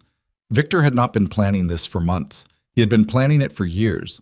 And the thing Damon had spent the entire night fighting was not a last-minute execution of a plan caught off guard. It was the final act of something that had been perfectly designed from the beginning to arrive exactly here, with Damon in a hallway, holding a phone, out of moves. The transfer completed and the mechanism for challenging it dissolved before he had the information to challenge it. His phone buzzed. A message from a number he had never seen before. He opened it. 2 lines of text.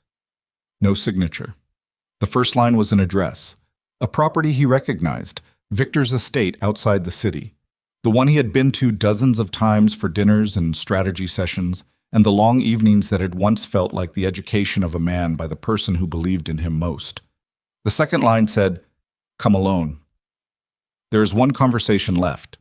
After this, there are only consequences." Damon read the message twice. Then he looked at the address and thought about what walking into Victor Halden's estate alone would mean. The man who had spent 12 years building a cage around him, who had dissolved attorneys and forged authorizations and sent men to a pregnant woman's door and executed a transfer designed to strip Damon of everything while he sat in a hospital hallway. The man who had taught him everything he knew about power, including, Damon realized, standing in a hallway in the gray morning light with an empty phone and a closed escrow firm and a 24-hour hold that meant nothing, including that the person who controlled the meeting controlled the outcome.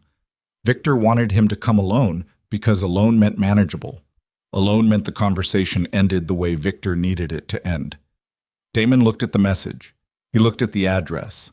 He thought about Elara in a hospital room, about a child at 32 weeks and a medical hold on contractions that might not hold, about an empire he had spent his life building that had already been legally transferred away from him in the time it took to drive across a city and sit in a conference room. He had nothing left to protect with strategy.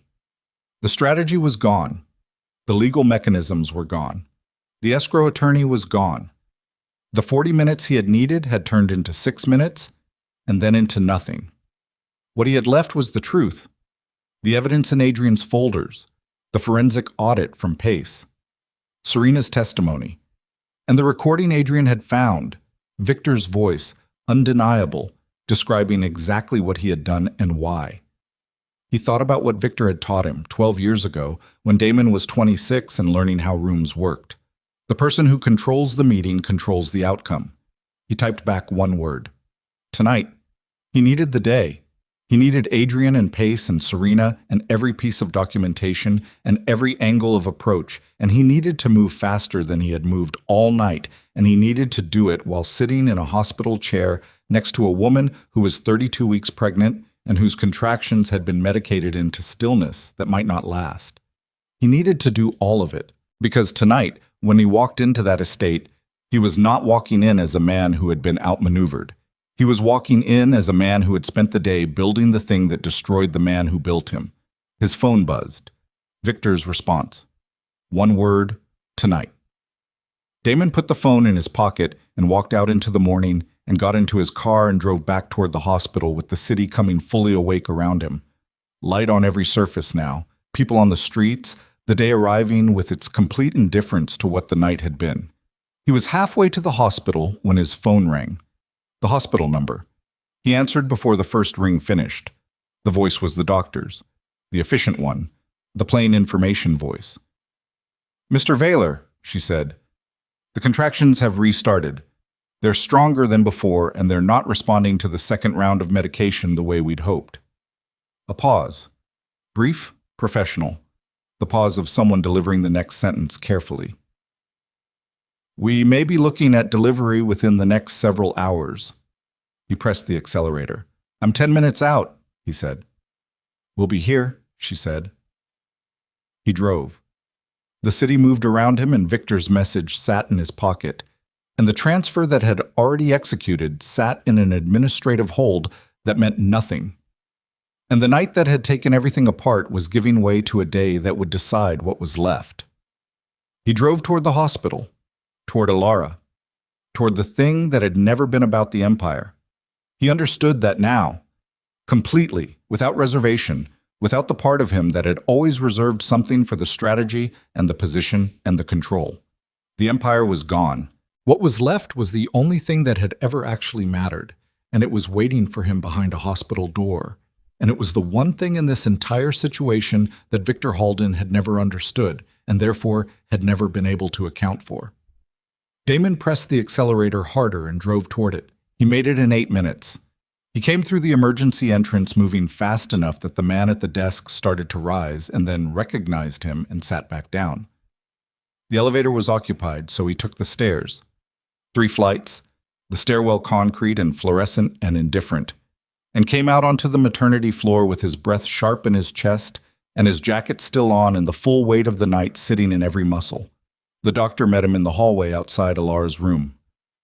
She's stable for the moment, the doctor said. But the contractions are irregular now, which is actually more concerning than a regular pattern.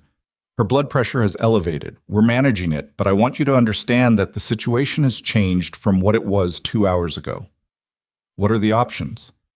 If we can hold off delivery for another 72 hours, the risk profile improves significantly.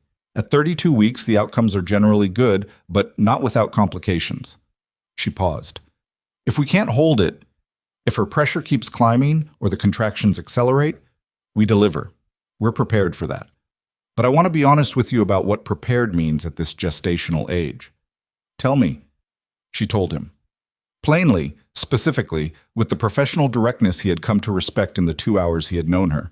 He listened to everything and registered everything, and kept his face doing the thing it had learned to do in rooms where showing the full weight of information was a disadvantage. When she finished, he said, "What does she need from me?" "Calm," the doctor said. "Whatever is happening outside this building. She knows something is happening. She's not a person who doesn't know things. Whatever it is, she needs the room to not carry it." He looked at the closed door. "I understand," he said. He went in. Elara was awake, propped slightly, the monitors doing their patient electronic work around her. She looked at him when he came through the door, and he watched her read his face the way she always read his face, from the edges, working inward. "Tell me one true thing," she said, "and make it small." He sat in the chair. "The transfer executed. It's in a hold that may not survive the day. I'm working on it." She absorbed this. "The baby is coming." "Maybe. The doctor thinks we can hold it." "The doctor hasn't met this particular child," she said, and something shifted in her face. Not a smile exactly, but the shadow of one. The kind that appears when humor is the only available response to a situation that is moved beyond managing. "She's been making her own timeline all night." "She." Elara looked at him. "I've known for months." He sat with that for a moment. The specific weight of a word that had existed for months in a hospital in some other city while he was driving around trying to perform forward motion. A daughter. A daughter who is currently making her own decisions about arrival regardless of what was happening outside. He put his hand on the bed rail, not reaching for her hand, just near. "I need 3 hours," he said. "I need to make calls and move pieces, and I need 3 hours to build something that can hold when I walk into that estate tonight." "Victor's." "Yes." She looked at the window. "He thinks you're coming as a man with nothing left." "Yes." "Are you?" "I have the evidence, the audit, Serena's testimony, the recording." He paused. "I have things that can end him publicly if they reach the right channels. What I don't have is the legal mechanism to reverse the transfer without a court process that takes longer than the hold will last." "So you're going to offer him a choice," she said. I'm going to give him the option of reversing the transfer voluntarily before the evidence becomes public, before his board, his partners, and the financial press understand what he's done. And if he refuses, then everything goes public and the legal process runs its course, and he spends the next decade in litigation while his reputation dissolves. He paused. He's 71. He built this over 40 years. The thing he cares about most is not the money. It's the architecture, the legacy. If the story of how he built it becomes the story that defines him, he reverses the transfer, she said. Or he tries to kill me, he said, flat. She turned to look at him directly. Damon, it's a real possibility. I'm not walking in there without accounting for it. Her jaw set. What does accounting for it look like? Adrian will have everything packaged and ready to distribute to 6 separate recipients, financial press, regulatory bodies, 2 members of his own board who he has historically managed by keeping them uninformed. If I don't make contact by a specified time, Adrian releases everything simultaneously. Dead man's switch, she said. Yes. And if Victor knows about the switch, he knows killing you doesn't solve his problem. Correct. She was quiet for a moment. He could see her working through it. The logic, the gaps, the places where it could fail. She had always done this. He had always, in the privacy of his own thinking, relied on her doing it. The board members, she said, you said he's managed them by keeping them uninformed. Do you have the evidence in a form they can act on immediately? I will by tonight. Then contact them before you go. Not to release everything, just to establish the channel, so that when Adrian sends it, it lands somewhere that's already been prepared to receive it. He looked at her. You have 3 hours, she said. Use them. He used them. He sat in a family consultation room 2 doors down from Elara's room and worked the phone for 3 hours with the focused efficiency of a man who has lost the luxury of anything except essential movement. Pace. Adrian. 2 attorneys, not Brennan, real ones whose practices were intact and whose licenses were current. 2 members of Victor's board, both of whom received calls from Damon with the specific directness of someone who has decided that framing is less important than content, and who responded to the documentation Pace transmitted with the particular silence of people who were not surprised but were alarmed. Serena sent 3 messages during those 3 hours. The first confirmed she was with Damon's security. The second contained a document she had found in the Harvin files that neither Damon nor Adrian had seen. A secondary clause buried in an appendix, describing what happened to the succession plan if the primary transfer was legally voided. It was not nothing. It was in fact the thread that Damon's attorneys needed to begin the formal challenge. The third message from Serena said only, "He called me 20 minutes ago. He knows about the amendment. He knew. Of course he knew." Victor's information architecture had survived everything Damon had thrown at it tonight. He had people and systems that Damon couldn't see, and he had 12 years of knowing exactly how Damon moved. He was waiting. He was prepared. And Damon was going to walk through his door anyway. Upasik. He went back to Elara's room at 6 in the evening. The contractions had steadied, not stopped. The doctor was careful about the word stopped, but steadied into a pattern that was being managed. Her blood pressure had come down 2 points, which the doctor described as encouraging in the way medical professionals describe things when they mean it could be worse. She was awake when he came in. She looked better than she had at 6 in the morning, rested, in the specific way of someone who had slept in pieces and extracted what she could from each piece. She looked at him for a long moment. "You look like yourself again," she said. "I have a plan." "That's what I mean." He sat beside her. He told her the shape of the evening, the board members, the attorneys, the dead man's switch, the documentation package. He told her what Adrian had and what Serena had added, and what his attorneys believed could be accomplished in a formal challenge if the voluntary reversal failed. He told her all of it because she had earned all of it, and because he was not going to walk out of this room with anything held back. When he finished, she was quiet. Then, "Come back." 2 words, not a request. A requirement stated in the plainest possible language by a woman who had already spent 7 months dealing with his absence and had formed a clear opinion about its acceptability. "Yes," he said. He left at 7. The estate was 40 minutes from the city. He drove it in the last light of the evening, the sky doing its amber to gray transition over the hills, the road narrowing as it moved away from the city's geometry into the private landscape of very old money. He had driven this road dozens of times.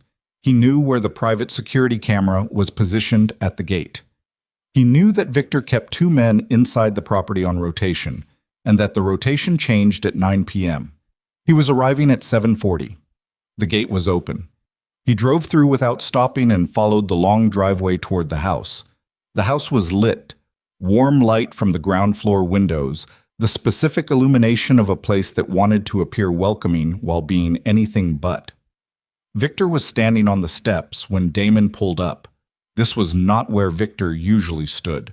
Victor received guests in the entrance hall or the study. He did not stand on the front steps in the evening air as if he had been watching the driveway. As if he needed to see who was coming before they reached the door. Damon got out of the car. They looked at each other across 30 feet of gravel. Victor Halden was 71 years old and looked it without apology. He had the bearing of a man who had always believed that physical decline was irrelevant to the kind of power he exercised. The power of accumulated information, of understanding systems, of knowing where the weight-bearing points were in any structure and how to move them. He was dressed in the casual way of a man at his own estate, open collar, dark jacket, the ease of someone in complete possession of their environment. His hands were in his pockets. Damon crossed the gravel. They did not shake hands. "You came," Victor said. "I said I would." Victor looked at him.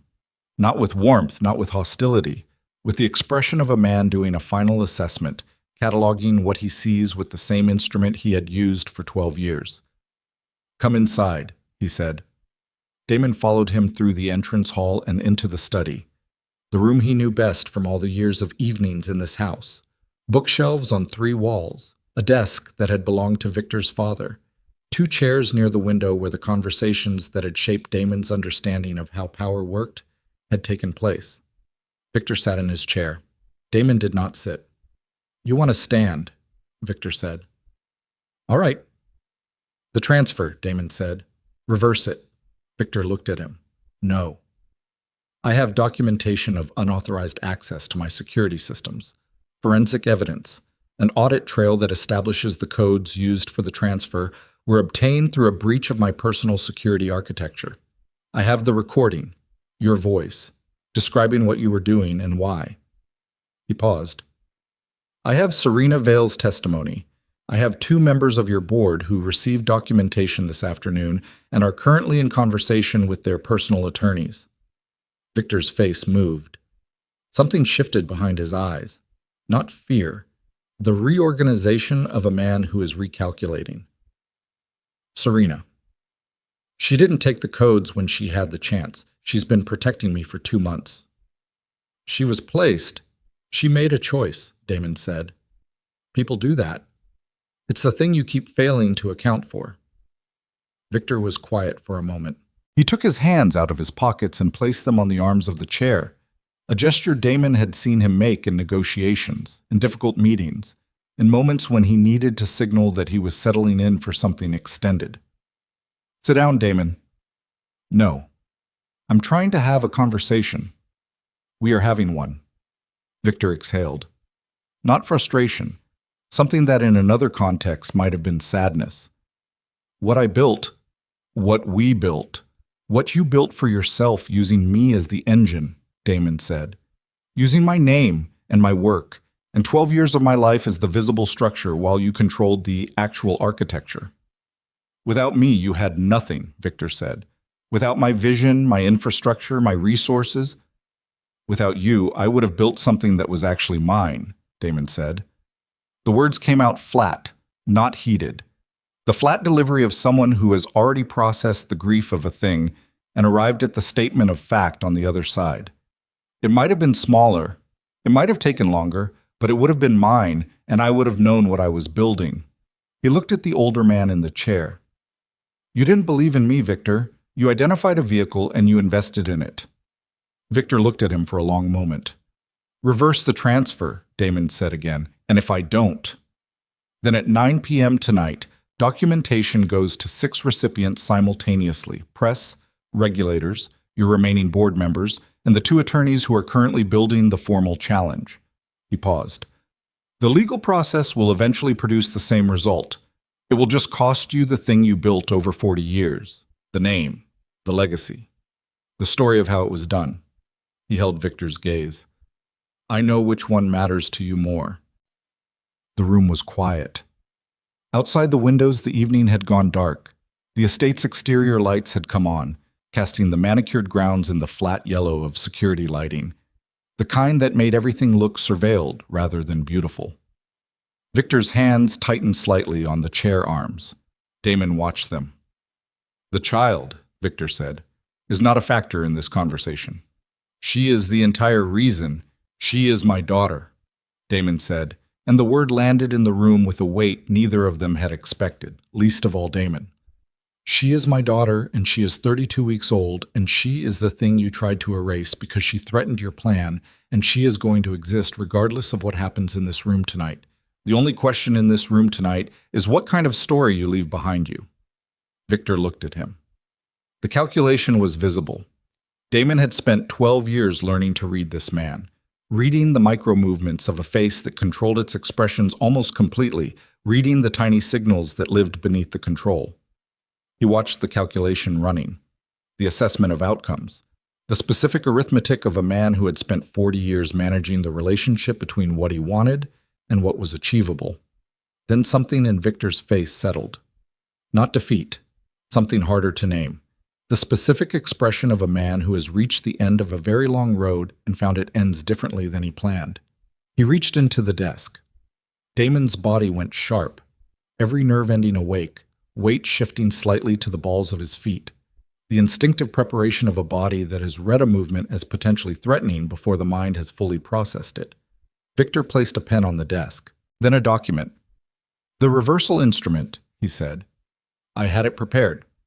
I anticipated this conversation. He looked at Damon with the expression of someone delivering the final piece of information. I wanted to know if you would come, if you had what it took to walk through that door. Damon looked at the document, then back at Victor. This was a test, he said. Everything was always a test, Victor said. From the beginning. I built you, Damon. I built you because I needed to know whether I had built something that could survive me. His voice carried something now. Not warmth, not the performed warmth of 12 years, but something raw. The thing that lives underneath a person's systems when the systems finally stop running. Sign that document and the transfer reverses.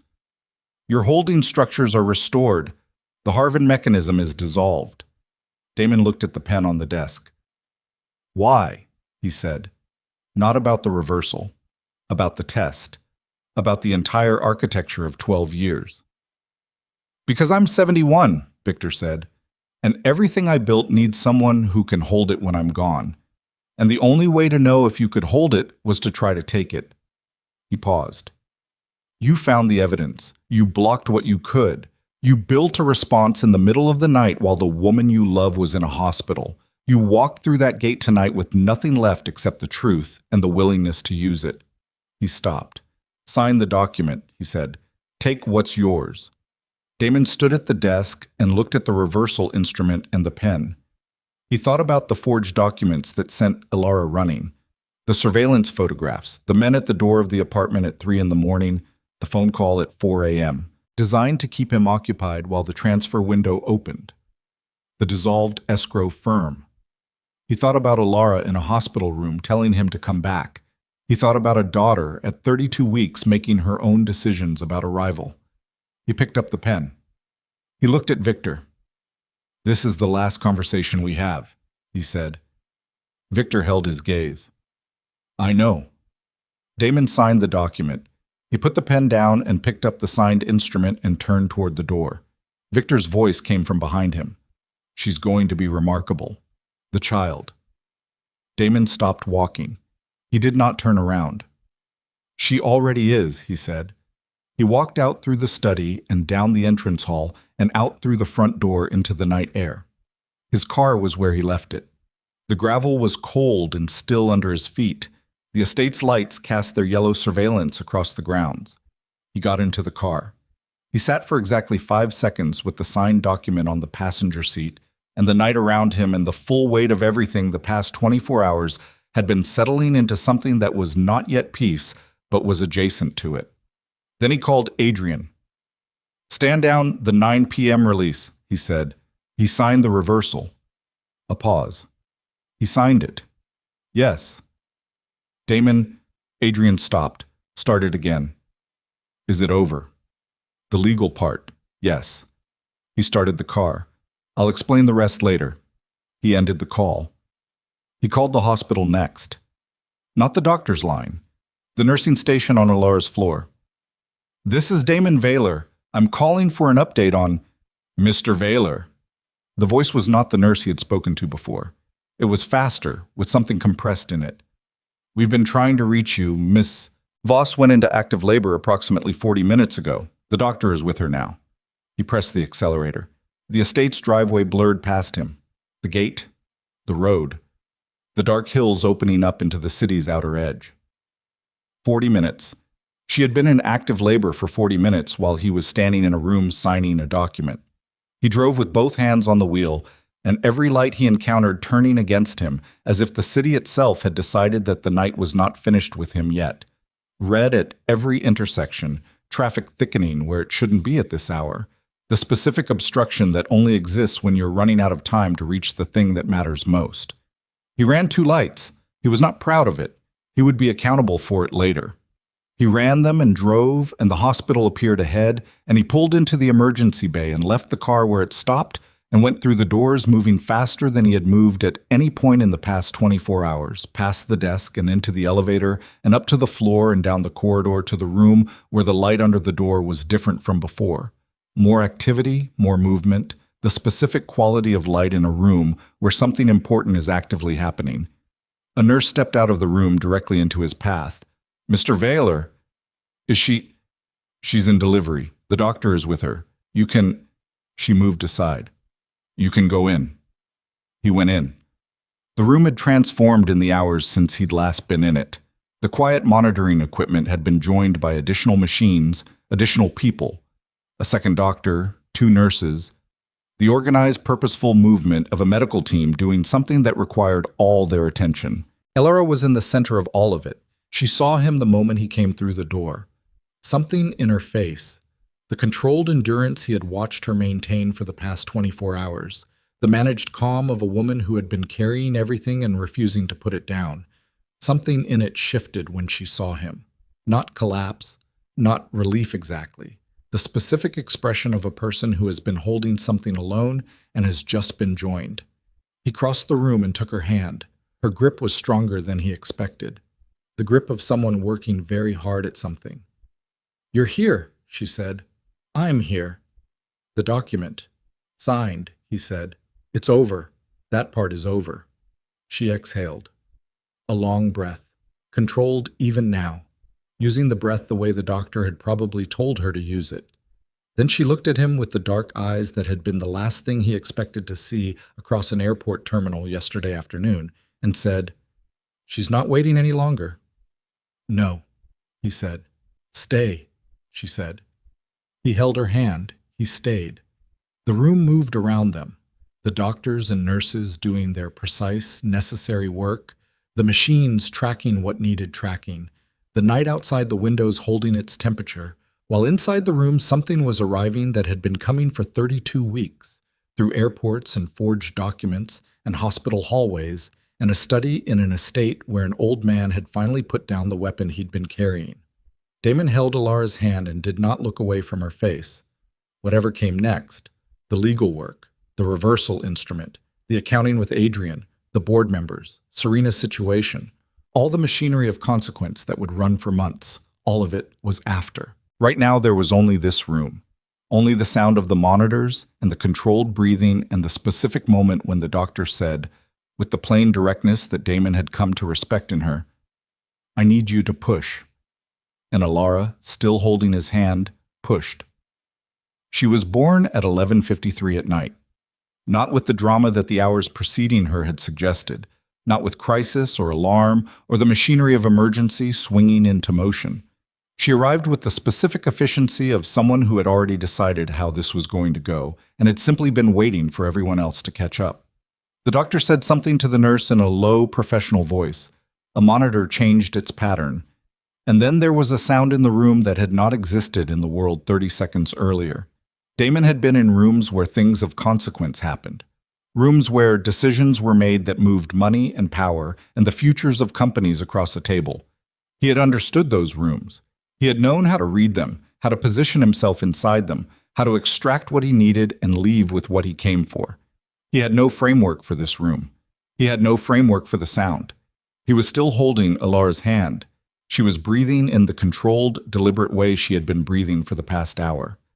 Using every breath as a tool, spending it precisely, the way she did everything. When the sound came, she stopped breathing entirely for exactly 2 seconds. Just stopped. Then exhaled the longest breath he had ever heard from another person. Not relief, not collapse. Something deeper than both. The breath of a woman releasing something she had been carrying alone for 32 weeks.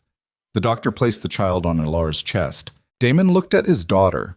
She was small in the way that early arrivals are small. Not fragile. The medical team had been clear about this, but compact, as if the full version of herself was still in the process of assembling. Her eyes were closed. Her hands were fists. She had arrived in the world with the expression of someone who had strong opinions about the situation and had not yet decided whether to share them. Elara looked down at her. Something crossed her face that Damon did not have a name for. He had a large vocabulary. He had spent his adult life learning to name things precisely because precision was power. He could not name what moved through Elara's face in the moment she looked at her daughter for the first time. It was not joy exactly, and it was not relief exactly, and it was not the soft, warm expression that the word love typically accompanied in the stories people told.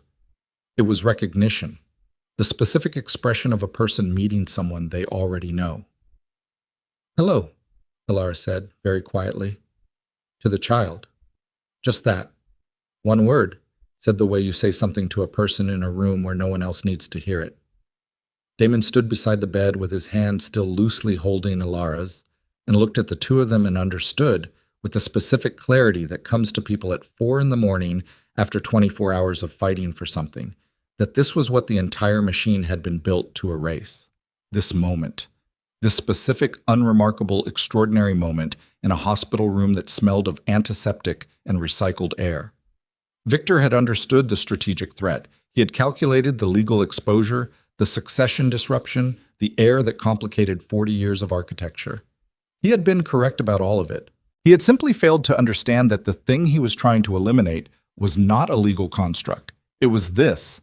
And you could not eliminate this with forged documents, or dissolved escrow firms, or men in a hallway at 3 a.m. You could delay it. You could make it harder. You could cost it everything except itself. But it arrived anyway. At 11:53, in a room on the 3rd floor of Meridian Central, it arrived anyway. The medical team moved with quiet efficiency around them for the next hour. The child, small, opinionated, already demonstrating the lung capacity of someone who intended to be heard, was assessed and monitored and declared, in the measured language of the neonatologist who arrived 20 minutes after the birth, as doing considerably better than the gestational age suggested she had any right to be doing. "She's strong," the neonatologist said. She was a small woman with reading glasses pushed up on her head, and the manner of someone who had delivered this category of news so many times that she had found the shortest path between the facts and the understanding of them. "We'll keep her monitored for the standard period, but her vitals are stable. She's breathing on her own." A pause. "She wanted to be here." Elara looked at Damon when the doctor said that. He looked back. Neither of them said anything. There was nothing to say that the look didn't already contain. At 2 a.m, the room had quieted. The additional staff had withdrawn. The child was in the NICU bassinet beside the bed, close enough that Elara could see her without moving, attached to a monitoring system that tracked everything it was supposed to track and reported back in small digital numbers on a screen. Elara was exhausted in a way that went deeper than sleep could immediately reach. the kind of exhaustion that takes up residence in the body and requires days to fully leave. But she was awake. She sat propped in the bed with her eyes moving between the bassinet and the window and Damon in the chair beside her, and she had the expression of someone whose brain had decided that sleep was a thing that could wait because there was too much that needed to be understood first. "Tell me the rest," she said. He told her the rest. All of it. Victor's face when Damon walked in, the reversal document already prepared on the desk, the conversation in the study, the test, the 12 years reframed in the final conversation of the estate. She listened with the same completeness she had always brought to listening. When he finished, she was quiet for a long time. "He prepared the reversal before you arrived," she said. "Yes." "Which means he was always going to sign it."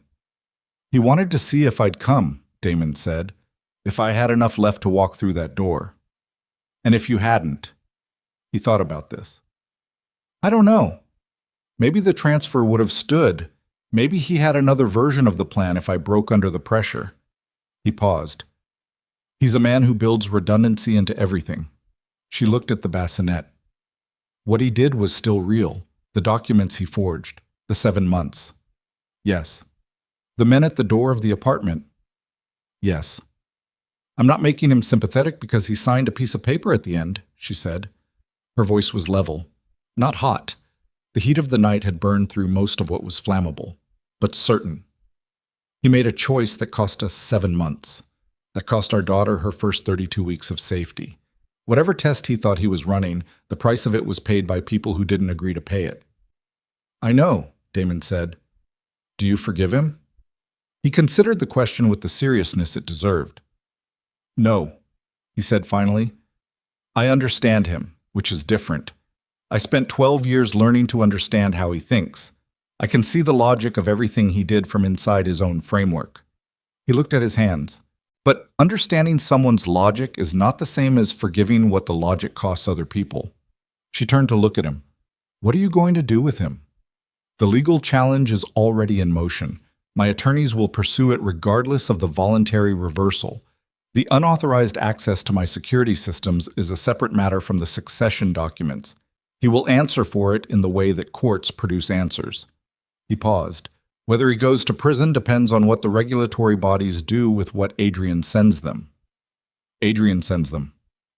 "The full documentation package goes to 3 regulatory bodies by end of week. Not to destroy him, to create a record, to ensure that the mechanism he built can't be used again by whoever comes after him in his own organization." He met her eyes. "He built something that could be weaponized.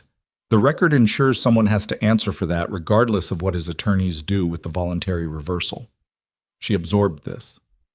"That's not revenge." "No, it's accountability." "Yes, which is colder than revenge and lasts longer." She looked at the bassinet again, the small rise and fall of the monitoring numbers, the specific quiet of a very new person doing the uncomplicated work of existing. "Leora," she said. He looked at her. "I've been thinking about it for months," she said. "Leora. It means truth in some languages, honesty, light after a long dark." She glanced at him. "Not because I'm being poetic, because I spent 7 months in a situation built entirely out of lies, and I want her name to be the opposite of that." "Leora," he said, the word in his mouth, his daughter's name. The name of a person who had arrived in the world at 11:53 after a night that had dismantled everything and proved that dismantling was survivable.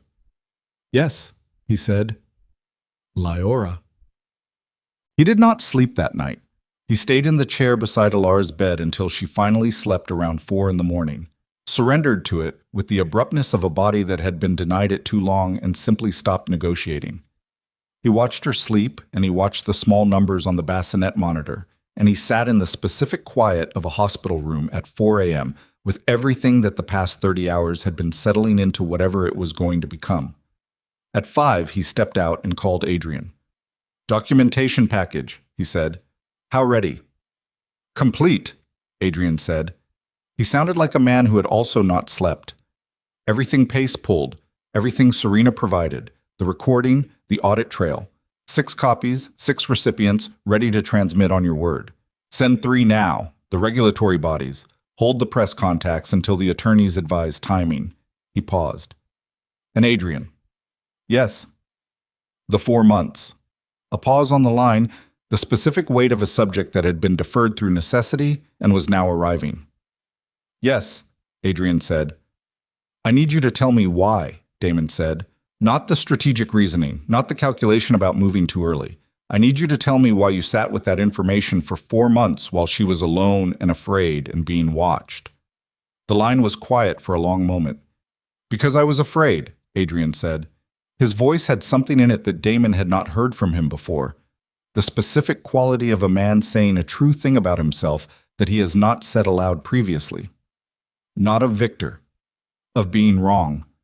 Of bringing you evidence that pointed somewhere terrible and having it turn out to be incomplete, and watching you act on incomplete information and destroy something that couldn't be repaired. He stopped. I had watched you absorb her disappearance. I knew what it had cost you. I was not going to be the person who brought you something that looked like an answer and turned out to be a piece of one. That's still a calculation, Damon said. Yes, Adrian said. I know. It's still a calculation, and she still spent 4 months more than she needed to in danger, and I will carry that.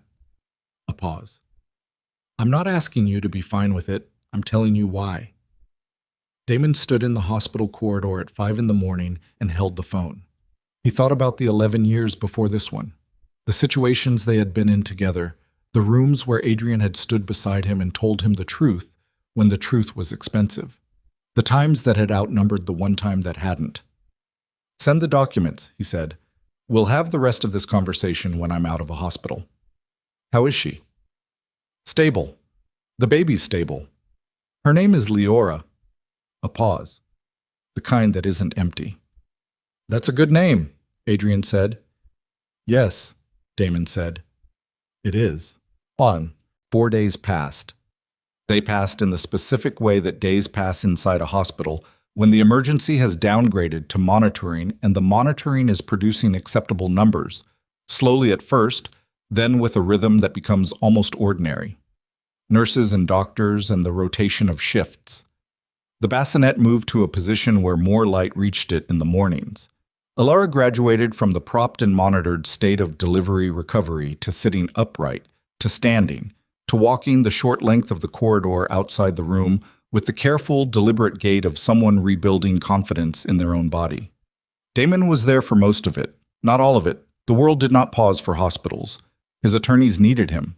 The regulatory submission required his direct statement, which he gave in a conference room on the second day via video call, sitting in the hospital family consultation room with the door closed, describing in precise sequential detail everything he had discovered over the course of 36 hours.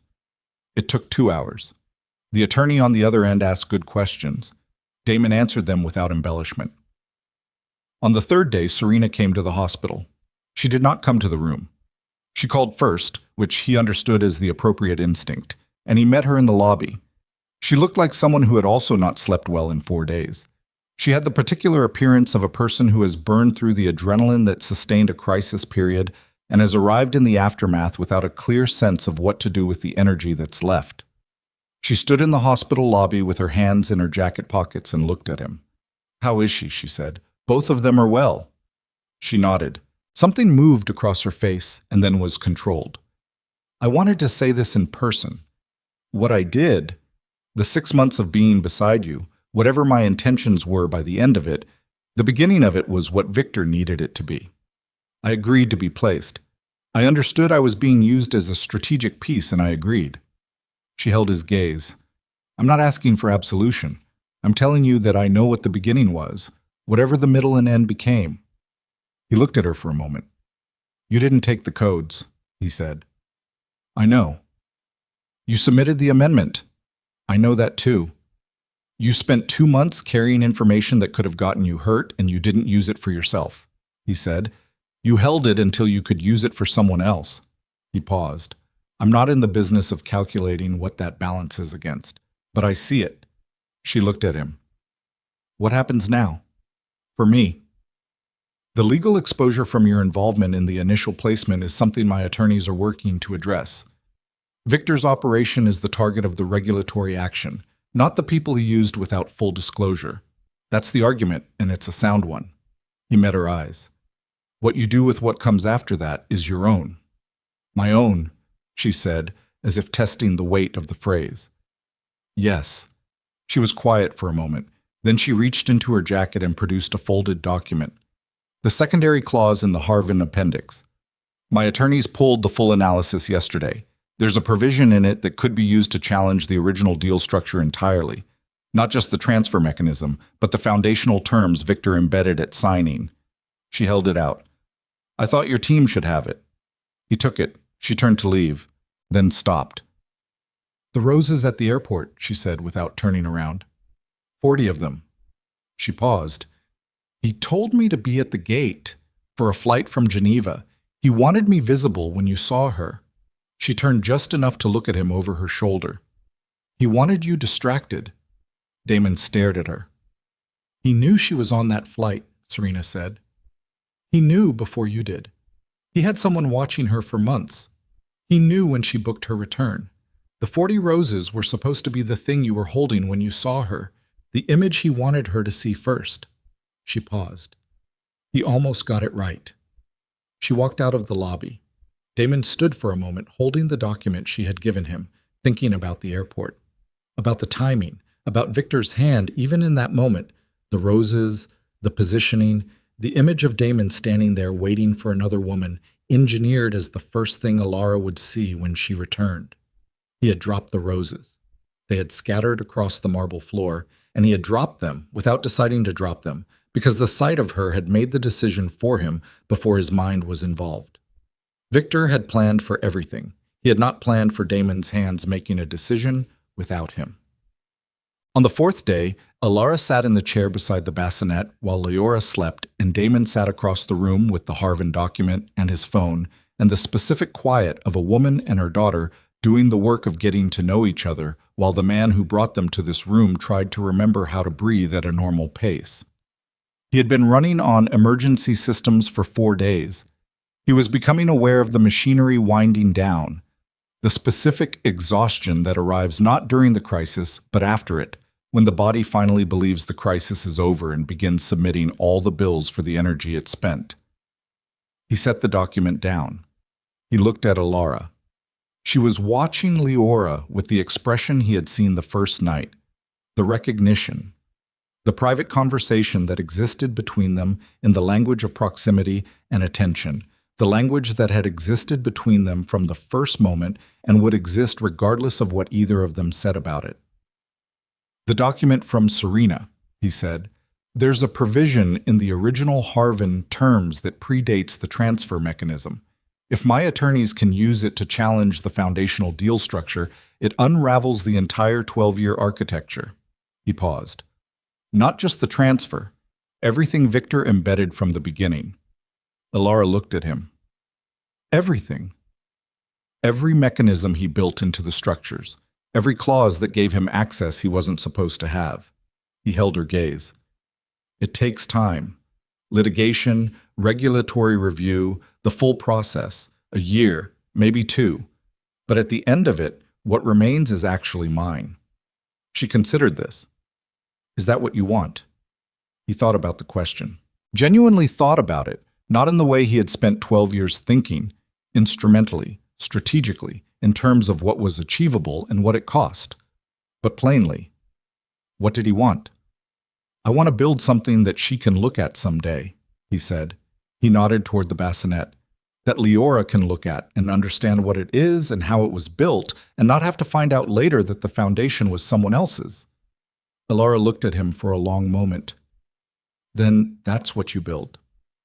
It will be smaller at first, he said. Starting clean is expensive. I know. The holdings Victor controlled, some of them will have to be relinquished to untangle the structure. I'll keep the core. The things I built genuinely, the things I can document as mine without the Halden infrastructure underneath them. How much is that?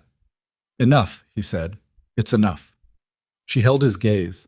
Something in her settled. A tension she had been carrying, he realized, that was not about the crisis or the hospital or the legal situation, but about this specific question, about what he would be on the other side of it. Whether the man who came out of this was the man she had known or something the fight had altered. He thought he understood the answer she had needed from him. Not the assets, not the size of what remained. The word enough. The willingness to call it enough, which was a different thing from calling it finished or calling it satisfactory. It was the word of a man who had decided that what he was protecting was no longer the structure. She looked back at Elara. He picked up the document again and then put it down again and sat in the quiet of the room. Victor Halden's influence did not collapse in a single visible moment. It collapsed the way large things collapse. Gradually, then completely. The regulatory submission triggered a review that triggered an investigation that, over the following 3 months, produced findings that his board could not absorb without action. 2 members resigned. 3 others called emergency sessions. The financial press, when Adrian released the documentation at the attorney's advised timing, produced 7 consecutive days of coverage that Damon read in pieces and then stopped reading because reading it did not change what it said. Victor did not appear publicly during those 3 months. His attorneys issued statements, denials calibrated carefully enough to avoid specific false claims while obscuring the specific true ones. The legal machinery ran its slow, expensive course, and Damon's attorneys ran their parallel track, and the 2 processes proceeded with the mutual indifference of systems that are not designed to coordinate. Damon was not in the rooms where most of it happened. He was not in the rooms because he was in other rooms. Rooms with Elara, who at 3 weeks had developed a specific opinion about the time of night at which she wished to make her requirements known, and at 5 weeks had begun to look at things with the focused attention of someone who was taking inventory, and at 8 weeks had produced, in response to something Damon said that he could not afterward remember, an expression that was either gas or the beginning of a smile, and that he chose to interpret as the latter for reasons he would not have been able to defend rationally. He was in rooms with Elara, who came home to the North District apartment, not the safe house, but a new place, one they had chosen together from listings on a Tuesday evening with Elara in the carrier across Elara's chest, scrolling through photographs and arguing companionably about ceiling height and natural light in the specific low-stakes way of people who have survived high-stakes things and find the low-stakes version almost luxurious. He was in rooms with Adrian. That conversation happened 6 weeks after the hospital. Damon initiated it, and they had it in the same warehouse apartment where Adrian had shown him the first folders, which felt like the right location for a conversation that needed to close something. It was not a comfortable conversation. Adrian did not try to make it comfortable, and Damon did not ask him to. They sat across from each other, and Damon said what he needed to say about the 4 months, and Adrian received it without defending himself beyond what he had already said. And when Damon was finished, there was a period of silence that was neither hostile nor resolved, but was honest. "I don't know if what I did was right or wrong," Adrian said finally. "I've run it through my head more times than I can count. I keep landing in the same place. I had reasons, and the reasons were genuine, and the cost fell on someone who didn't choose to pay it. Both of those things are true, and I don't know how to make them fit together into something clean." "They don't fit together into something clean," Damon said. "That's the honest version." "Yes. The question is what you do with a thing that doesn't fit clean." Adrian looked at him. "I don't know the answer to that question." "Neither do I," Damon said. "But I think you stay in the room with it instead of resolving it too quickly into something you can live with." A pause. Then Adrian picked up his coffee cup and said, "I can do that." "I know you can," Damon said. "That's why you're still in the room." They sat with the unresolved thing between them, which was not the same as it being gone, but was also not nothing.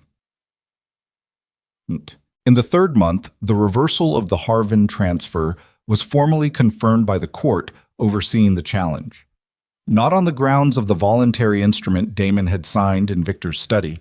That document had been contested and recontested by Victor's attorneys until it was almost unrecognizable, but on the grounds of fraudulent authorization, supported by Pace's forensic audit, supported by the security breach documentation, supported by 3 separate experts who testified about the nature of the unauthorized code access. The judge's language was direct.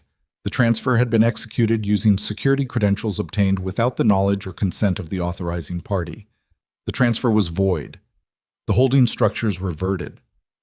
Damon read the ruling in his attorney's office on a Thursday afternoon. He read it twice. Then he called Elara. "It's done," he said. A pause. He could hear Leora somewhere near the phone, the particular sound she made when she was awake and taking inventory of the situation. "Which part?" Elara said. "The Harvin reversal. The court confirmed it." Another pause. "How do you feel?" He thought about this. He was sitting in an attorney's office with a court ruling in his hand and 12 years of his life behind him, and a version of his empire that had been stripped to its genuine components and was in the process of being rebuilt on foundations he could actually see. "Tired," he said, "but the kind of tired that means something is actually over." "Come home," she said. He went home. The night he went back to that airport, not for a flight, but because Leora at 4 months had entered a phase in which car movement was the specific solution to a specific problem that appeared reliably at 7 in the evening, and the route Damon had found that worked best happened to pass the terminal road. He did not plan to stop. He did not plan to think about it. He drove past the entrance ramp and the terminal lights and the specific geometry of the place, and he thought about it anyway. He thought about the man he had been when he walked in with 40 roses. The performance of intention. The roses that had nothing to do with love and everything to do with forward motion dressed up as choosing. He thought about the roses on the floor, his hands making the decision before he did. He drove on. When he got back to the apartment, Elara was awake. She was often awake in the evenings, her sleep having reorganized itself around Leora's schedule in the way that all sleep reorganizes itself around a new person's requirements. She was sitting with a book she wasn't reading, looking at the window, in the specific mode of someone whose body is resting and whose mind is running its own program. She looked up when he came in. "She's asleep," she said. "Finally." "I know," he said. "I felt it happen." The car went quiet. She almost smiled. It had become one of the reliable minor events of their shared life, the specific silence that fell in the car when Leora crossed over from awake to asleep, the difference measurable even to people who hadn't known they were measuring it. He went to the bedroom and stood over the crib for a moment. Leora at 4 months was a person in ways that Leora at 11:53 had not yet been. She had preferences and opinions, and a face that was becoming more itself every week, less like a general human infant, and more like the specific human she was in the process of being. She slept with her hands above her head, fists slightly loose, in the posture of someone who had decided the world was safe enough to stop bracing against it. He stood over her for a while. He was doing this more than he had expected to, standing over the crib in the dark, not because she needed anything, but because he found that the looking itself was something he needed, the counting, the confirmation, the specific reassurance of watching her chest rise and fall in the dark room. He went back to the living room. Elara had put the book down. He went to the closet and took out the single rose he had bought on the way home. Not 40. One what? Red, properly arranged, the stem cut at the angle that extended its life. He had bought it from a stand 2 blocks from the hospital on the night Leora was born, and then not known what to do with it, and so it had sat in a vase in the kitchen for 4 months, replaced when it died with another one, a habit that had never been discussed or decided, and had simply continued because it had started. He brought it to where she was sitting and placed it on the table in front of her. She looked at it, then at him. "I brought those for the wrong future," he said quietly. The words he had not said on the night she was born, because that night had contained too much that was more immediate. At the airport, 40 roses for a woman I was trying to convince myself I could build something with. He sat beside her. "I should have been searching for you instead." She looked at the rose on the table, then at him with his dark eyes that had stopped him in an airport terminal and scattered 40 roses across a marble floor without his permission. "You found me," she said. He looked at her. "I did," he said. She picked up the rose and held it the way she held things she was examining, carefully, with attention, turning it slightly to see it from a different angle.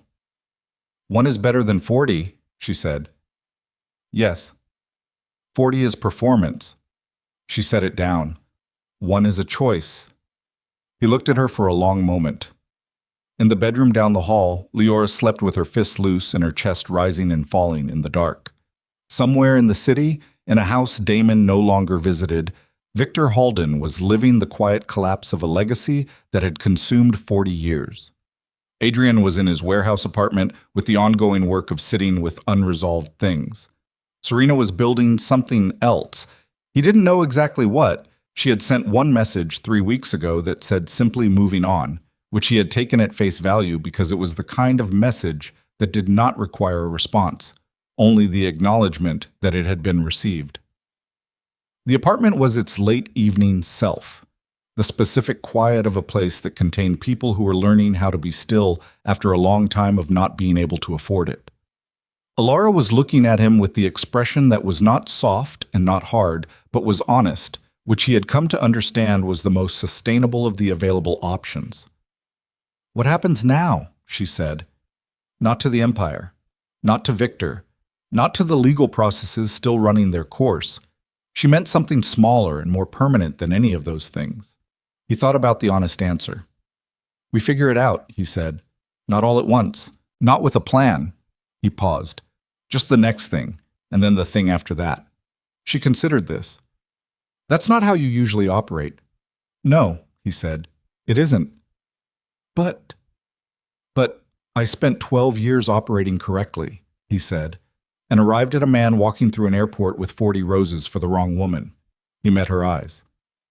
"So I'm willing to try something else." She looked at him for a long time. Outside the windows, the city did its night version of itself.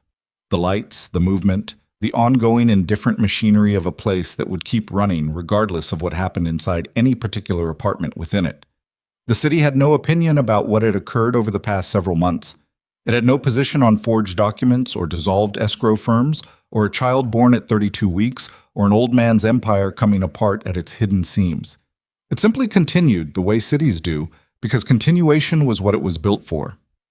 Inside the apartment, a woman looked at a man she had believed had abandoned her, who had believed she had abandoned him, who had spent 7 months on opposite sides of a lie so carefully constructed that the truth had required a night of dismantling everything to reach. She reached across and took his hand, not dramatically, not with the weight of a gesture designed to mean something, just the way a person reaches for something that is present and that they want to be touching. He held her hand. In the bedroom down the hall, Leora slept. The city kept its lights on. The rose sat on the table between them, one, red, a choice rather than a performance. And the night moved toward morning the way nights do when the worst of them is finally, genuinely over. Not all at once, but incrementally, the dark thinning at its edges, the first gray arriving so gradually you couldn't point to the moment it changed. You could only look up at some point and notice that it had.